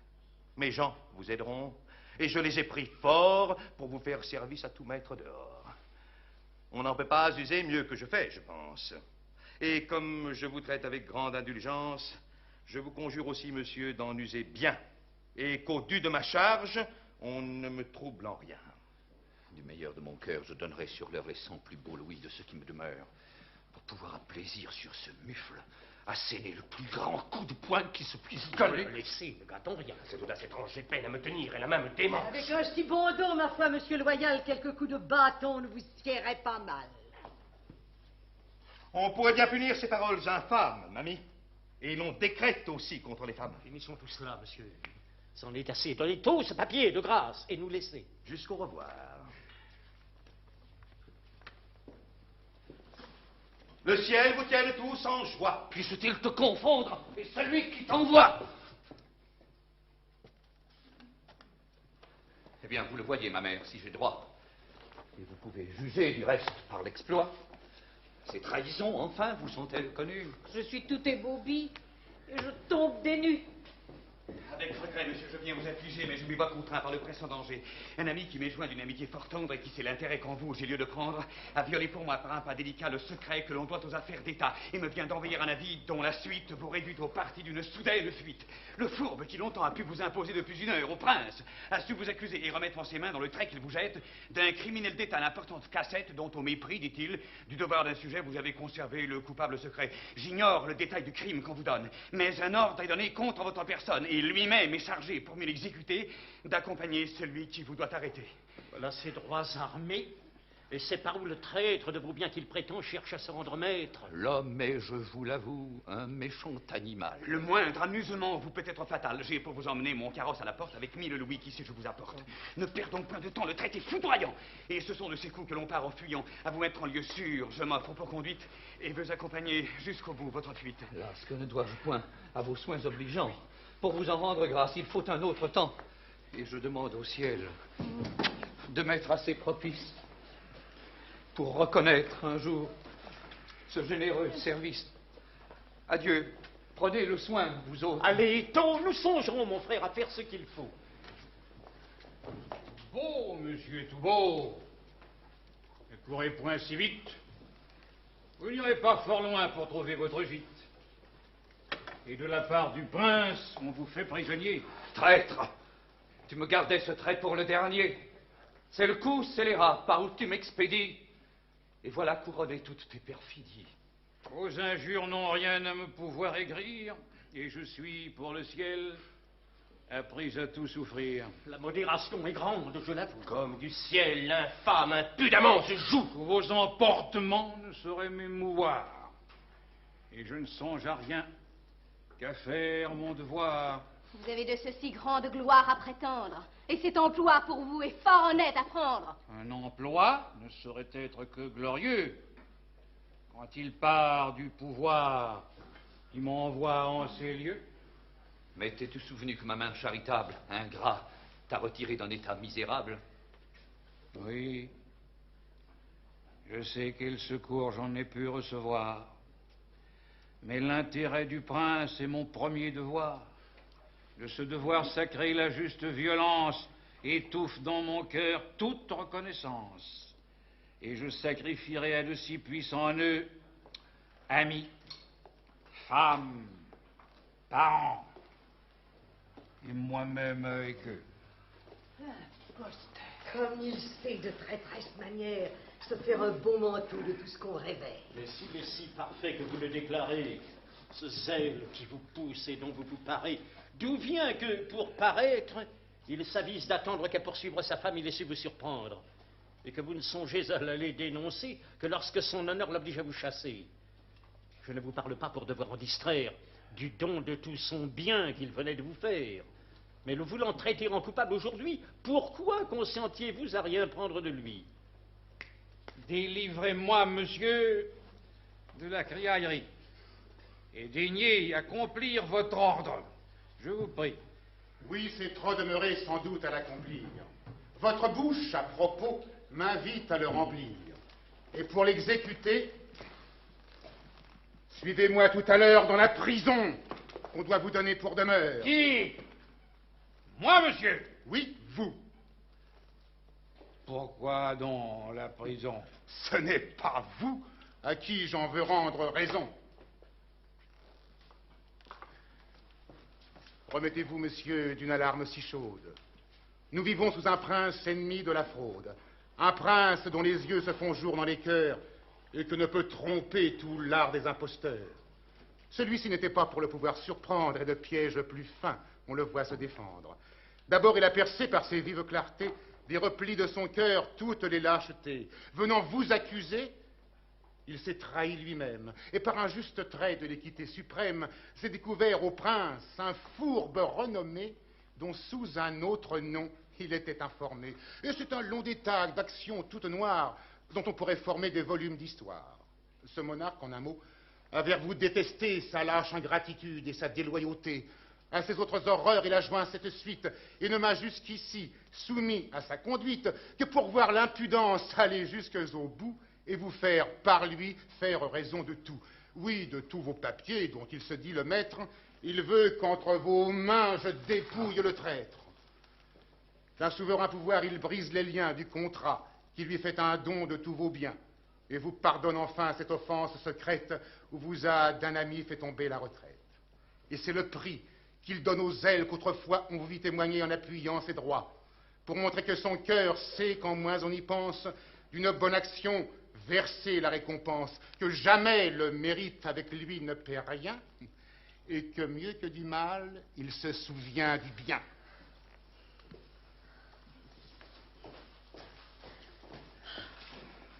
Que le ciel soit loué. Maintenant, je respire. Favorable succès. Qui aurait osé dire? Eh bien, te voilà, Frère, arrêtez! Ne descendez pas à des indignités, à son mauvais destin. Laissez un misérable et ne vous joignez point au remords qui l'accable.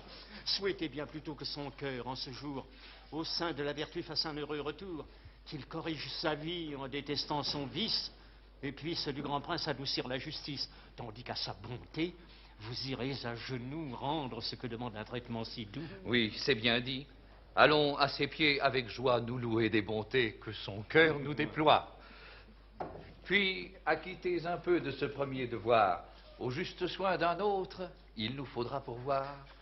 Et par un doux hymen, couronner en valère la flamme d'un amant généreux et sincère.